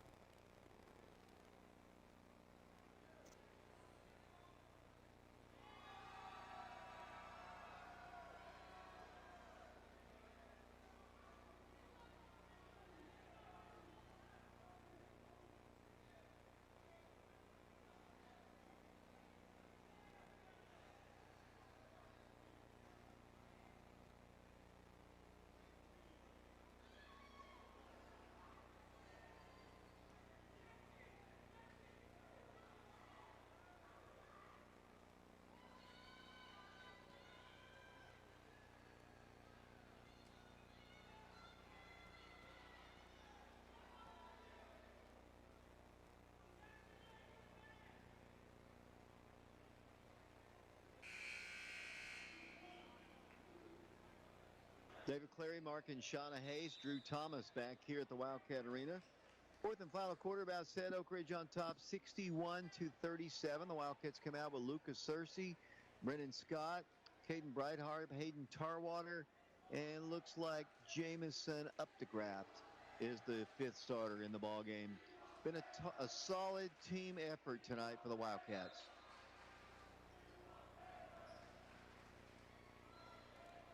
It'll be Cherokee basketball as we start play here in the fourth period. Setting up their offense at the top of the key, around a screen to the right. They dribble in, a lot of steps there. What are they going to call? They're going to call a foul against the Wildcats. A lot of steps there. Look like one half too many, but they are going to call a personal foul against the Wildcats, and that'll send McMinn County to the free throw line. Yeah, to the line for McMinn County is number 5, Runyon. Like I said, he has most of the points tonight. He's got 16 as he misses his first free throw. Second free throw barely makes it to the rim. Here come the Wildcats. Breithart on the rebound. Down the floor goes Jamison Updegraft. Left corner, three-pointer attempted right there by Brennan Scott. He is fouled in the act of shooting a 3. I don't blame the Cherokees because the way Brennan can shoot the ball, most likely he was going to go in. Now they're going to make him earn it at the free throw line. What has Brennan done tonight? Brennan's had an impressive night, David. He's got 11 points in the first half. He's 3 of 4 from beyond the three-point line. It's his first attempt from the free throw line. It's up short. You know, we saw a freshman Lady Wildcat score 20 tonight, and Brennan is a sophomore player. And he's got, as Mark said, 11 points. Back to the line he goes. Second toss, good. 62-37, 7 minutes, 41 seconds to play. We're on prepradio.com. We appreciate Oak Ridge Utility District, Mortgage Investors Group, Ortho, Tennessee. Another over the back foul is going to be called against the Wildcats. The Fox Insurance Group, 10 Bank of Oak Ridge. And we also thank Mike Kelly of Betsy Coleman Realty and Laura Lynn Green of State Farm Insurance. We've got some sponsors here, plus our patrons who have decided they want to sponsor ball games for us this year. We have got Kathleen Stevens, Jeff and Mike Henderson, Ronnie and Becky Hayes, Mike Sheehan, Scott McMahon, Ron and Margaret Kesterson, and Jack Campbell. The free throw line, McMinn County, free throw is good. 62-38 the score. Our next broadcast of Oak Ridge High School basketball will be coming up Tuesday. The guys only against Volunteer. A 4 o'clock game. Shot is good. 62-39 the score. The Wildcats with the basketball. 7:39 to play. The Wildcats try to get the ball across the line. They turn the ball over, and they're going to get a shot up, and they score. Don't want to blow the lead. The Wildcats were up by 30. Holding on now to a 21-point lead, and there's a foul against McMinn County. The intensity level by the Cherokees much greater here in the second half, as we pointed out. Yeah, I mean, I was thinking earlier, David, that I kind of got the impression that McMinn County really got shell-shocked at the beginning of the game, and they got frustrated towards the latter part of the second quarter. And but in the third quarter, I'm not quite sure what the coach told them at half, but they came out with a new energy into the second half, and they've actually outscored the Wildcats in the second half. They outscored them 20-14 in the third quarter. First toss missed, second toss also missed. The Wildcats got to hit their free throws down the stretch. And here come the Cherokees down the floor all the way inside the paint. Spinning shot, no good. Rebounded by the Wildcats. Oak Ridge basketball in the rear court. Lucas Searcy trapped in the rear court, needs help, gives it off to Tarwater. And what's the call? Oak Ridge timeout. Called by Oak Ridge. We'll take a timeout ourselves. We'll send it back to the station. We'll be back in 30 seconds.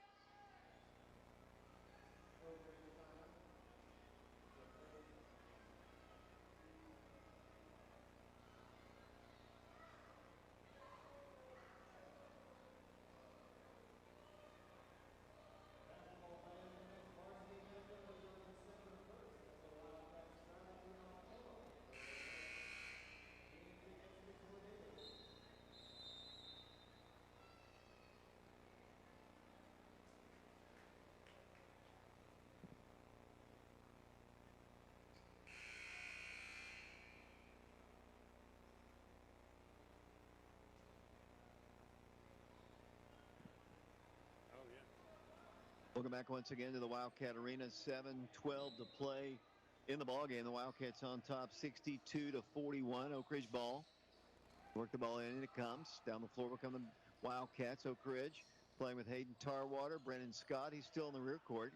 Gets the ball across the midcourt line. Bounce pass goes out to the top. Brennan dribbles in. No place to go. Top of the key.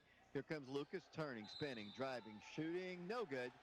And a foul is going to be called. Personal foul called against the Cherokees, and that'll send Lucas Searcy to the free throw line. What has Lucas done here tonight? Lucas tonight, David, he has 8 points. He's 1 of 4 from the free throw line. He missed his last 2. And he'll go to the free throw line. 6:55 to play in our first broadcast and our first game of the year. Lucas knocks that one down, 63-41. First broadcast on Oak Ridge Schools Television Channel 15 and prepradio.com. Back to the free throw line, Oak Ridge. Second toss, good. 64-41. Here come the Cherokees. Oak Ridge with a little token pressure in the rear court. And they're going to get the ball right across the midcourt line. A little bit too much of a token press because he just takes it right to the rim right there. Yeah, it's a nice finger roll.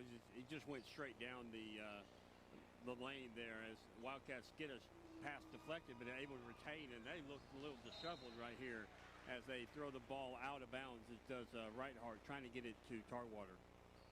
And it'll be their basketball. The Wildcat lead is only 21 right now, and it was 30 at one point. 64-43 the score, but only 6:30 to play in the ball game. Their basketball. Wildcats have got to be tired. They played so hard in the first half there, and the Wildcats playing a lot of players here. Oak Ridge is a deep team. Here's a steal by Oak Ridge. Wildcats get it with a chance for an easy layup here, and here it is. Left-handed off the glass. Good. Nice play by Caden, and it's a two-pointer, and the Wildcat lead is 66-43. The Wildcats get offense off their defense. Yeah, they do. You got to watch number 33 here. He's got a couple three-pointers, and then he likes to drive in, as I said earlier, to the elbows. That's exactly what he does. He tries to get it out to 0-0. Goes off his shoe. Lucas Searcy, nice defense by him, hustling to puts the shot up, no good. Gets his own rebound. Goes No good again. Rebounded by, let's see, McMinn. No, Oak Ridge gets it. Up shot, no good. And then Brightheart takes a shot, no good, but it goes out of bounds. I think the Wildcats got 4 or 5 looks at it there as Darren Osborne comes in the game. Again, it's been a while since Darren played. The Wildcats substituting Tarwater out of the game. Got to build some depth here, and you got a lead. You might as well take advantage of it as the Wildcats work it in. Here comes to Lucas. Well, he'll drive. He'll stop. He'll work to his right. Almost turned the ball over. Here's a three-pointer in the corner. No good. Rebounded by Brightheart. Back up with a shot. No good. Over the back comes Lucas. Goes up with a shot. No good. Rebounded by the Cherokees. Then kicked up the floor. Saved by the Cherokees at the midcourt line. Then they reach in. And McMinn County wanted to call a timeout, but they're going to call a jump ball before that. And the possession arrow facing the Cardinal and Gray. And Oak Ridge will get it side court. 5:24 to play. The second half has taken a lot longer than the first half did. Yeah, where's that running clock when you need it, David? The Wildcats are going to turn the ball over and back. Kind of a funny looking fall there by the Wildcats. They had it on the baseline. He tried to stay in bounds. There's that timeout. Why don't we take it with them? Oak Ridge on top, 66-43. We'll be back in 60 seconds.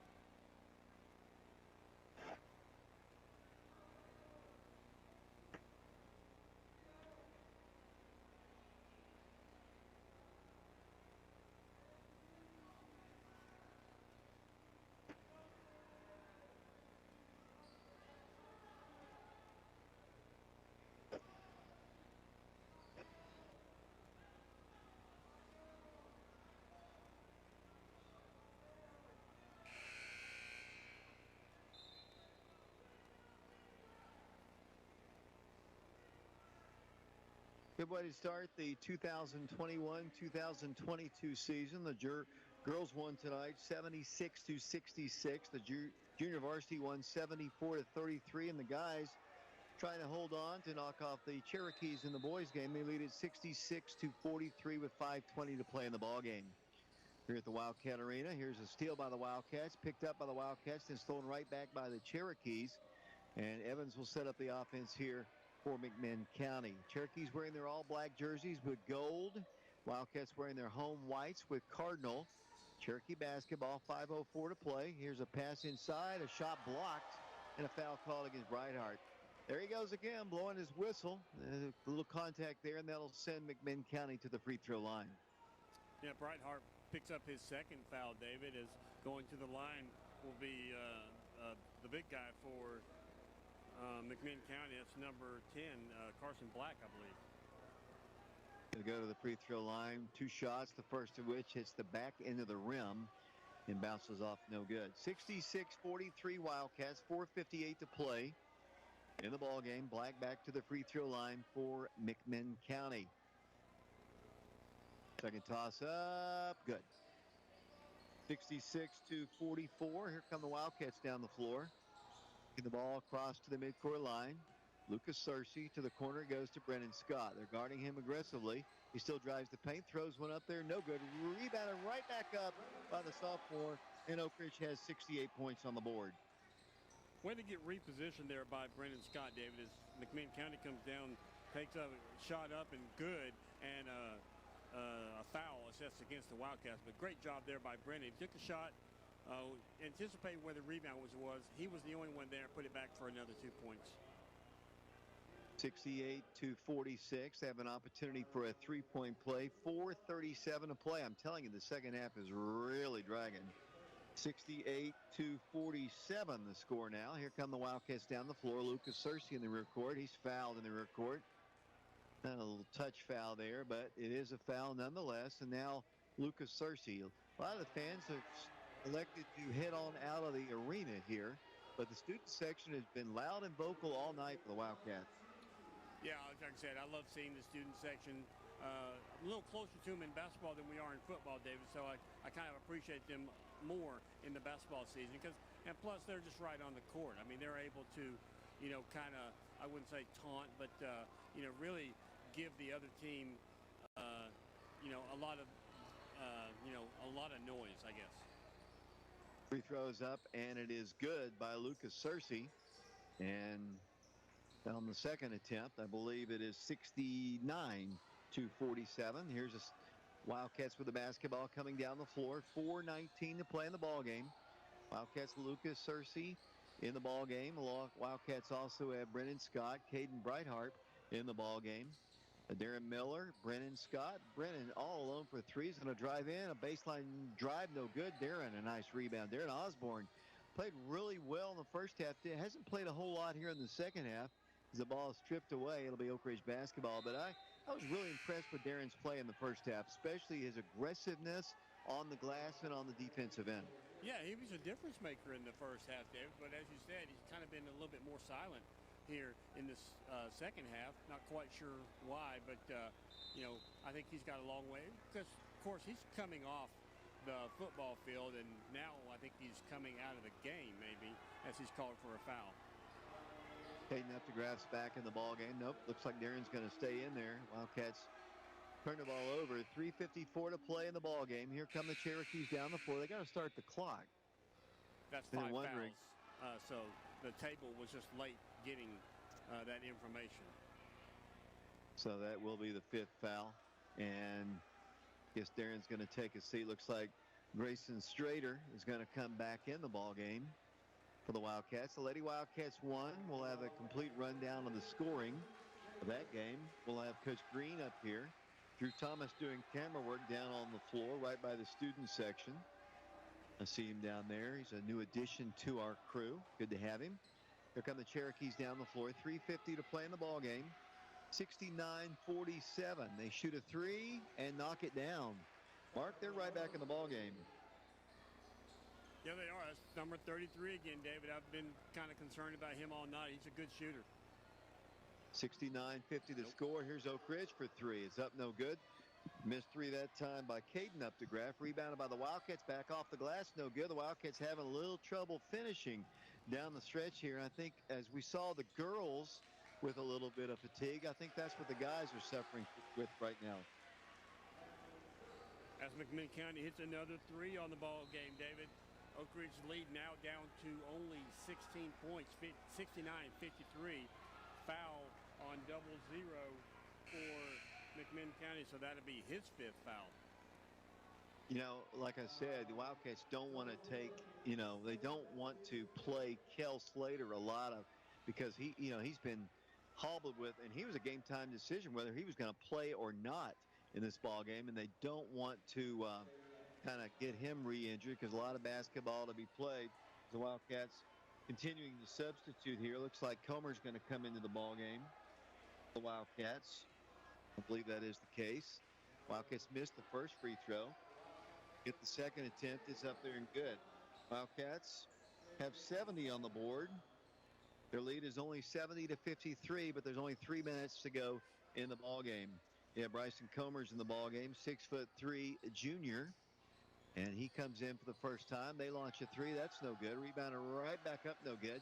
Rebounded again by the Cherokees. The Wildcats are dead on their feet, I think, Mark. Much like McMinn County's girls team. There's a missed shot. Rebounded by Caden Brightheart. He's going to drive in. Off the glass shot. Missed it. Rebounded on the floor. Picked up by the Cherokee. Do you agree with me? I think the Wildcats are dead tired. Yeah, I think they are. And that's not too surprising, given it's the first game.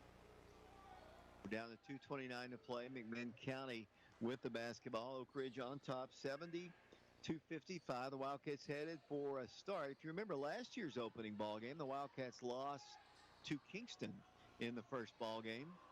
That's a missed three by the Cherokees, rebounded by the Wildcats, and then another foul is going to send Oak Ridge to the free throw line. It'll be Grayson Strader at the line. Grayson is 6'5". They list him as such. Anyway, he is a junior player. What has he done tonight, Mark? Haste? Strader has 7 points in the ballgame, David.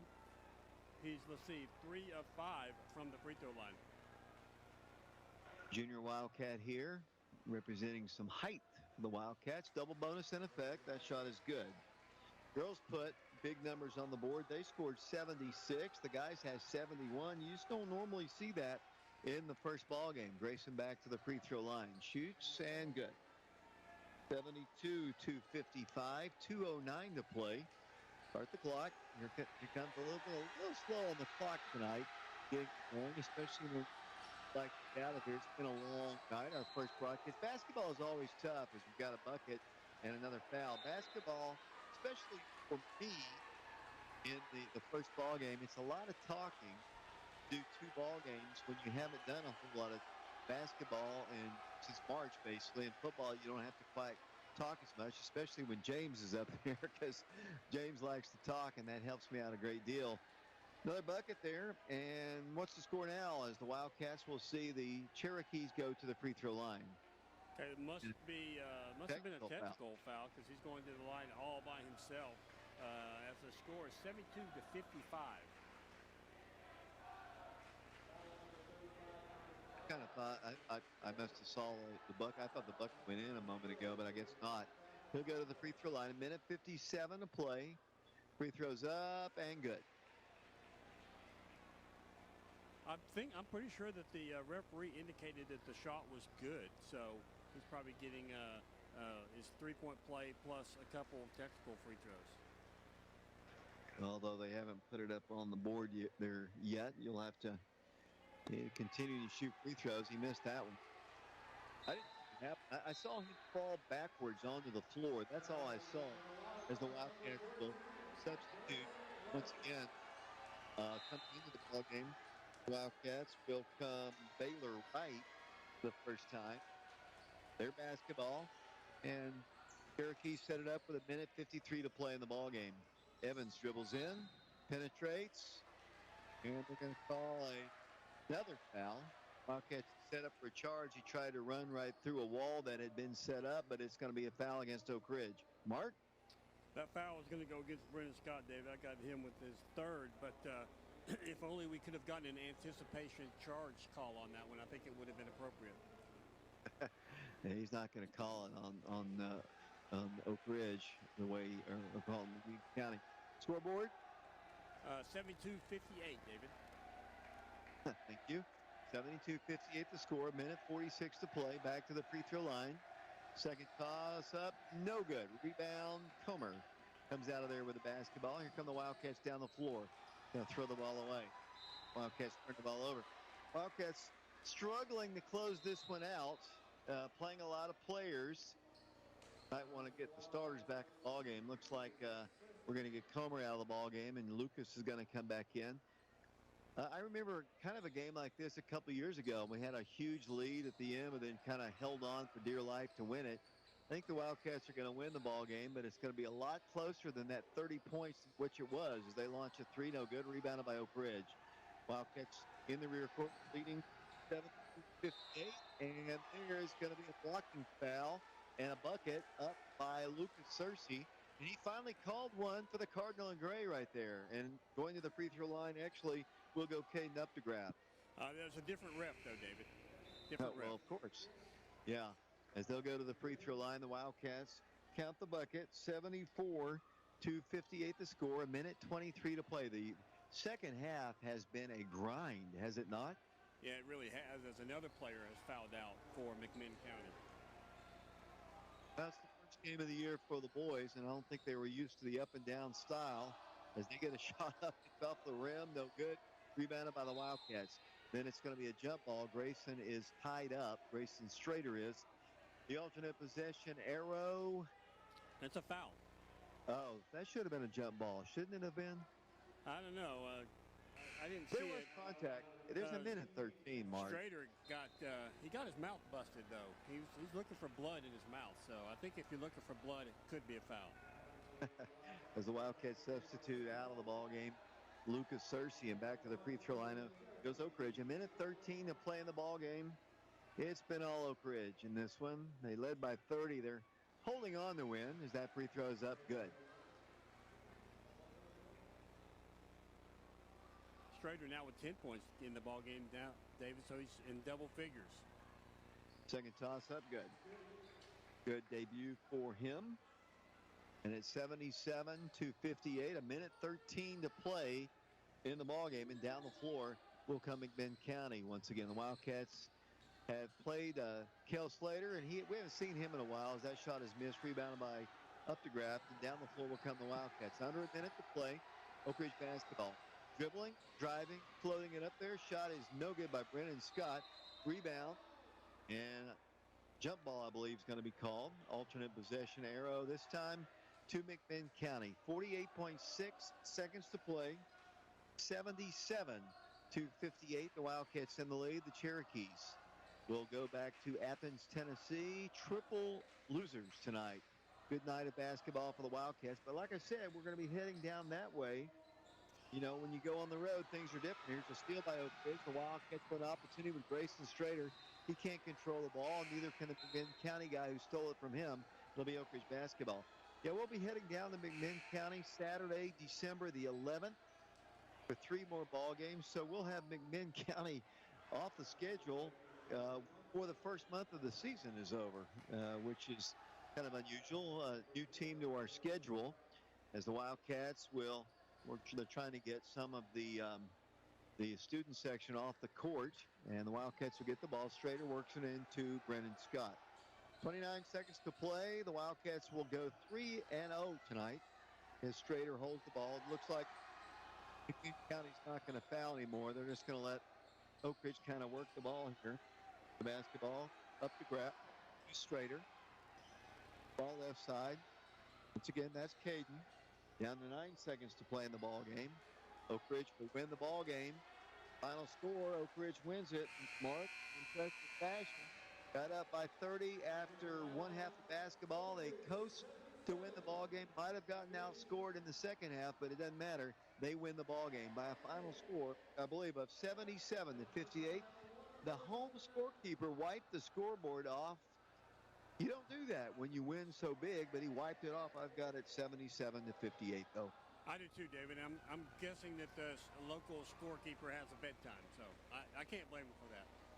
Let's take a break here. The Wildcats win all 3 ball games. I'll speak to Coach Green. Mark will have the girls and boys stats. But first, we're going to take a break. Wildcats win the boys game 77-58. Back to the Wildcat Arena in 3 minutes.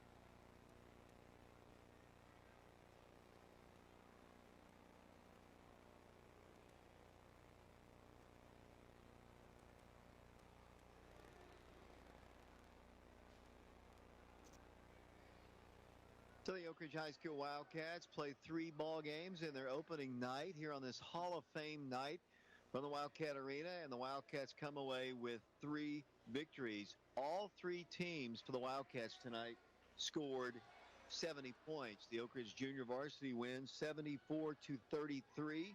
Lady Wildcats win 76-66. And a game just now completed, the guys win 77-58. That is the final score of the ball game. So the Wildcats open up the season. Last year, the Wildcats, as I mentioned in the boys game, they fell to Kingston in the first ball game. But the Wildcats, really an impressive game here tonight for the Wildcats, especially they led 47-17 at the halfway mark. And as Mark said earlier, they kind of shell-shocked, I thought, the Cherokees. And really, although the Cherokees played much better in the second half, the Wildcats still had such a big lead over McMinn County. They shot the ball extremely well from three-point range. They got great defense from everybody. It was a total team effort tonight by the Wildcats. And I know Coach Green, obviously, coaches will see things that they need to work on. And they always say you make your most improvement between the first and second game. But I'm sure Coach Green's still going to be very, very pleased with his team tonight. Mark's going to have stats here in a bit. We're also going to be speaking to the head coach of the Wildcats, Coach Aaron Green. He'll be up to talk with us. We'll run down the stats of the girls. I want to remind everybody, we've got sponsors that have sponsored our radio broadcasts and all of our broadcasts all season long. They include the Oak Ridge Utility District, Mortgage Investors Group, Ortho Tennessee, Fox Insurance Group, and 10 Bank. They've been with us the last several years. We also have Mike Kelly of Betsy Coleman Realty, a big Oak Ridge supporter in all sports, former state champion football Wildcat. We also have Laura Lynn Green, State Farm Insurance, who's going to be sponsoring us. And like I said, we also have some patrons who are going to sponsor some individual ball games, and we're still looking for those. Got a road trip to Phoenix, a road trip to Nashville, and road trip to Greenville to still go. But Kathleen Stevens, Jeff and Mike Henderson, Ronnie and Becky Hayes, Mike Sheehan, Scott McMahon, Ron and Margaret Kesterson, and Jack Campbell have all said they want to sponsor ball games during the course of the year, and we're still looking for that. You can contact me either by my cell phone, 865-310-7207, or you can email me at dccatvoice@aol.com. About to be joined by the head coach of the Wildcats, Coach Aaron Green. We'll get him situated here in the press area here. Coach? Impressive win here tonight. You blow out to a 47-17 lead over the Cherokees. I thought it was a total team effort tonight. You shot the ball extremely well in the first half, especially from the three-point range. Your defense was stifling. You held them to 17 first-half points, and you win the ball game. I thought, honestly, you got a little tired there at the end. You played different people. You didn't want to continue to play Kell, who's been suffering an ankle injury. You got a lot of bodies in, and you win the ball game against a good team that just beat a really, really good Clinton team on Tuesday, 77-58. Coach, your thoughts on the win tonight? Yeah, David, it was a good win. I thought that, coming in the game, we talked about it, I guess, the other day, just through some text. I mean, they beat a good Clinton team on Tuesday, and I thought our guys obviously played hard. On a scale of 1 to 10, it was about a 15. I mean, they played really, really hard. But I thought our pressure, I think the key was our pressure really bothered them. I think, that's kind of how we want to play. Most teams aren't really prepared for, when they see us for the first time, so you don't really know how teams will react to the pressure.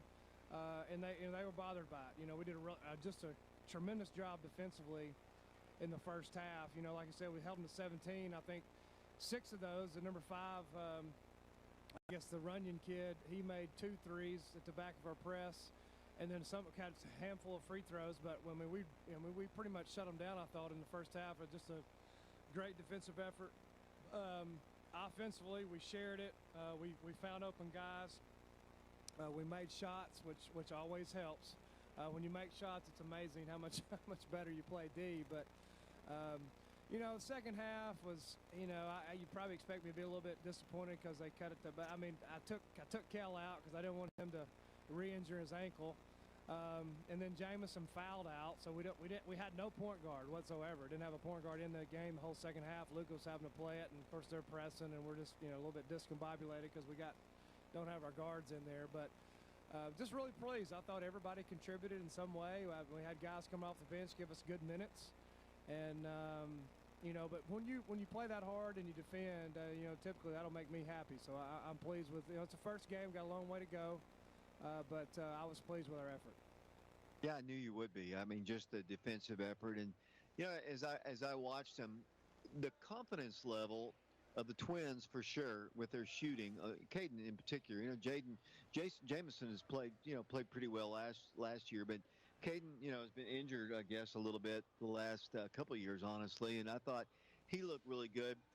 One thing, I guess, we got to make sure that Lucas stays on the floor. I mean, Lucas had a little trouble last year staying on the floor with foul trouble. It's hard to tell a kid not to be aggressive, but we're going to need Lucas to play a little bit more minutes. Luckily, the other guys picked up the slack for him in the first half. Yeah, Lucas is one of the better kids I've ever coached. He's coaches say us all the time. He'd run through a wall for you.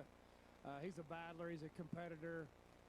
You want to coach kids like Lucas Searcy, and sometimes that hurts him a little bit. I had some of that when I played David. I fouled a little bit, maybe too much because I was so aggressive. That's kind of how I coach. But, and he's got to be smart. He's also a smart kid. So he's got, it was a foul fest, I thought, pretty much for the whole game. I mean, I know both teams are fouling, both teams are aggressive, but again, we got to play smarter. Some of those reaches and, just some, out of position, trying to get a charge. Just we've got to eliminate some of that stuff. And Lucas is playing. All these guys are playing different roles than they played last year. Obviously, some of them didn't really. Some cases didn't have a role on varsity. So Lucas has got to stay on the floor for us, obviously. And we were in tremendous foul trouble really the entire game. First half, we had key guys with 3 fouls, and second half had 3 people foul out, but.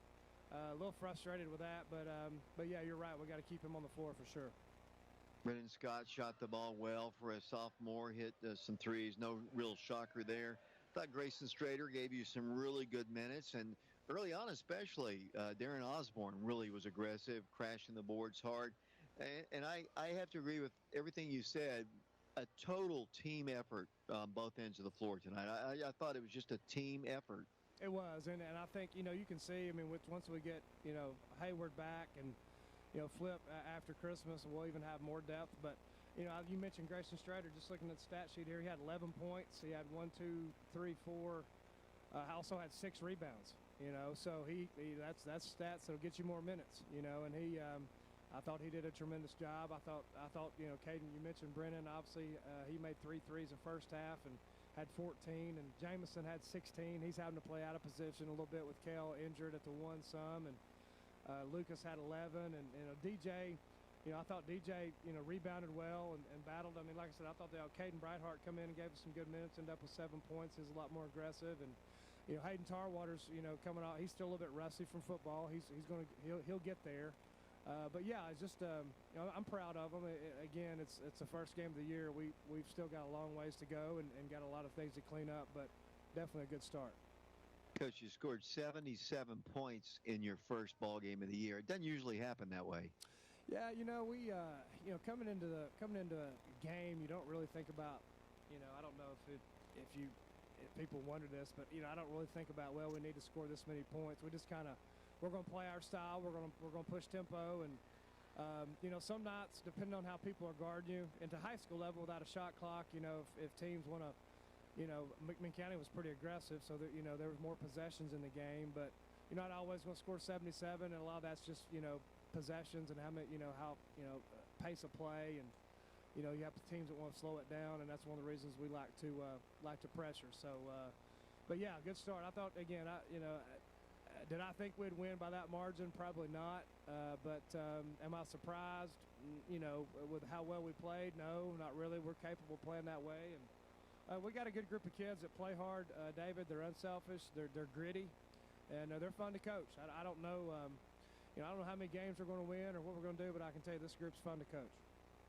Coach, a couple more things here. I wanted to tell you that your former assistant coach, Tyler Cate, he was all about this ball game. He was getting scoring updates the entire time, so I know you'll miss him. But tell me about the junior varsity. They also won big today, 74-33. So you had a really good night tonight. Yeah, honestly, David, I got to watch just about the first, a little bit of the first quarter, and I had to go watch my son play at Jefferson at 5. So it's been a round of basketball for me today. I got a little bit of JV ball in. I drove to Jefferson and watched my son play.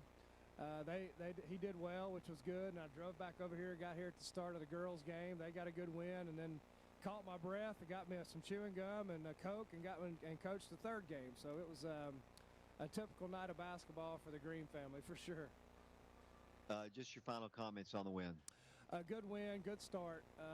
But like I told the team, in the locker room, this is it's focus on the process, not the end result, and we've got to keep getting better. We're gonna, this time of year we finally get some film to watch, and we watch, you have your scrimmages and have an opportunity to break down film, and guys can learn from film, and we watch a lot of film, and there's things we can learn from this, and continue to improve. We got to get healthy. Kel's not healthy.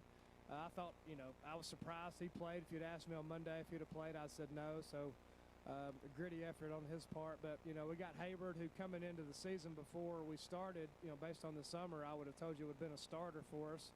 So we got to get him back. I think he'll probably be back hopefully after Thanksgiving is my goal for him. And then, we've got, Flip, who'll be coming, back with us after Christmas. So good start, David. I thought, if you were here, they were fun to watch. And if you haven't, if you don't have anything going on, then you get out here and watch this team play. They'll compete and be fun to watch. Volunteer on Tuesday. Yeah, volunteer on Tuesday at 4 o'clock start, which is kind of odd. We're going to have to leave school early. They're 2-0. They beat Greenville, Greenville's missing a ton with their football guys, and beat Johnson County. So I've got to watch a little tape on them and get ready to go. So not a bad team. We'll play it all on Tuesday, and then enjoy some turkey after that. See you on Tuesday. Hey, thanks, David. Aaron Green, the Wildcats victorious in the boys' game 77-58. The Lady Wildcats win 76-66. The junior varsity boys win 74-33. Let's get Mark back in here, and he'll run down the final scoring of the ball game. Thank you very much, David. Leading scorer for Oak Ridge was Jameson Updegraff. He had 15 points. Brendan Scott had 14.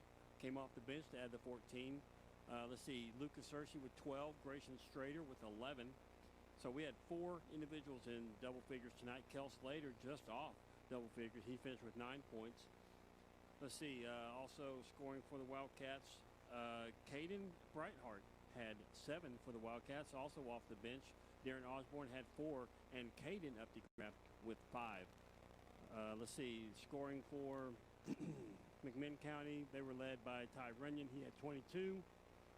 Tucker Monroe with 13. Davison Evans had 6. Hayden Smith with 8. Caden Hester with 4. Landon Shirk with 3. And Carson Black with 1. As a team, the Wildcats were 23 of 56 from the field. They were 16 of 44 from two-point land, 7 of 12 from three-point land, and they were 24 of 33 from the free throw line. David? That about does it here. It's been a long night here at the Wildcat Arena. We appreciate you listening to our broadcast on prepradio.com and Oak Ridge Schools Television Channel 15. We appreciate our sponsors, Oak Ridge Utility District, Mortgage Investors Group, Ortho Tennessee, the Fox Insurance Group, 10 Bank, Mike Kelly, also Betsy Coleman Realty, and Laura Lynn Green of State Farm Insurance. Our next broadcast of Oak Ridge High School basketball will be coming up on Tuesday, 4 o'clock tip-off as the Wildcats take on Volunteer. We'll have the game on FM 92.7. We'll stream it live, hopefully on our YouTube channel, Prep Radio. For Mark and Shauna Hayes, along with Drew Thomas, who did camera work, and Mike Sheehan as well, once again the final score. The guys win 77-58. Until Tuesday night, this is David Clary saying so long, everybody.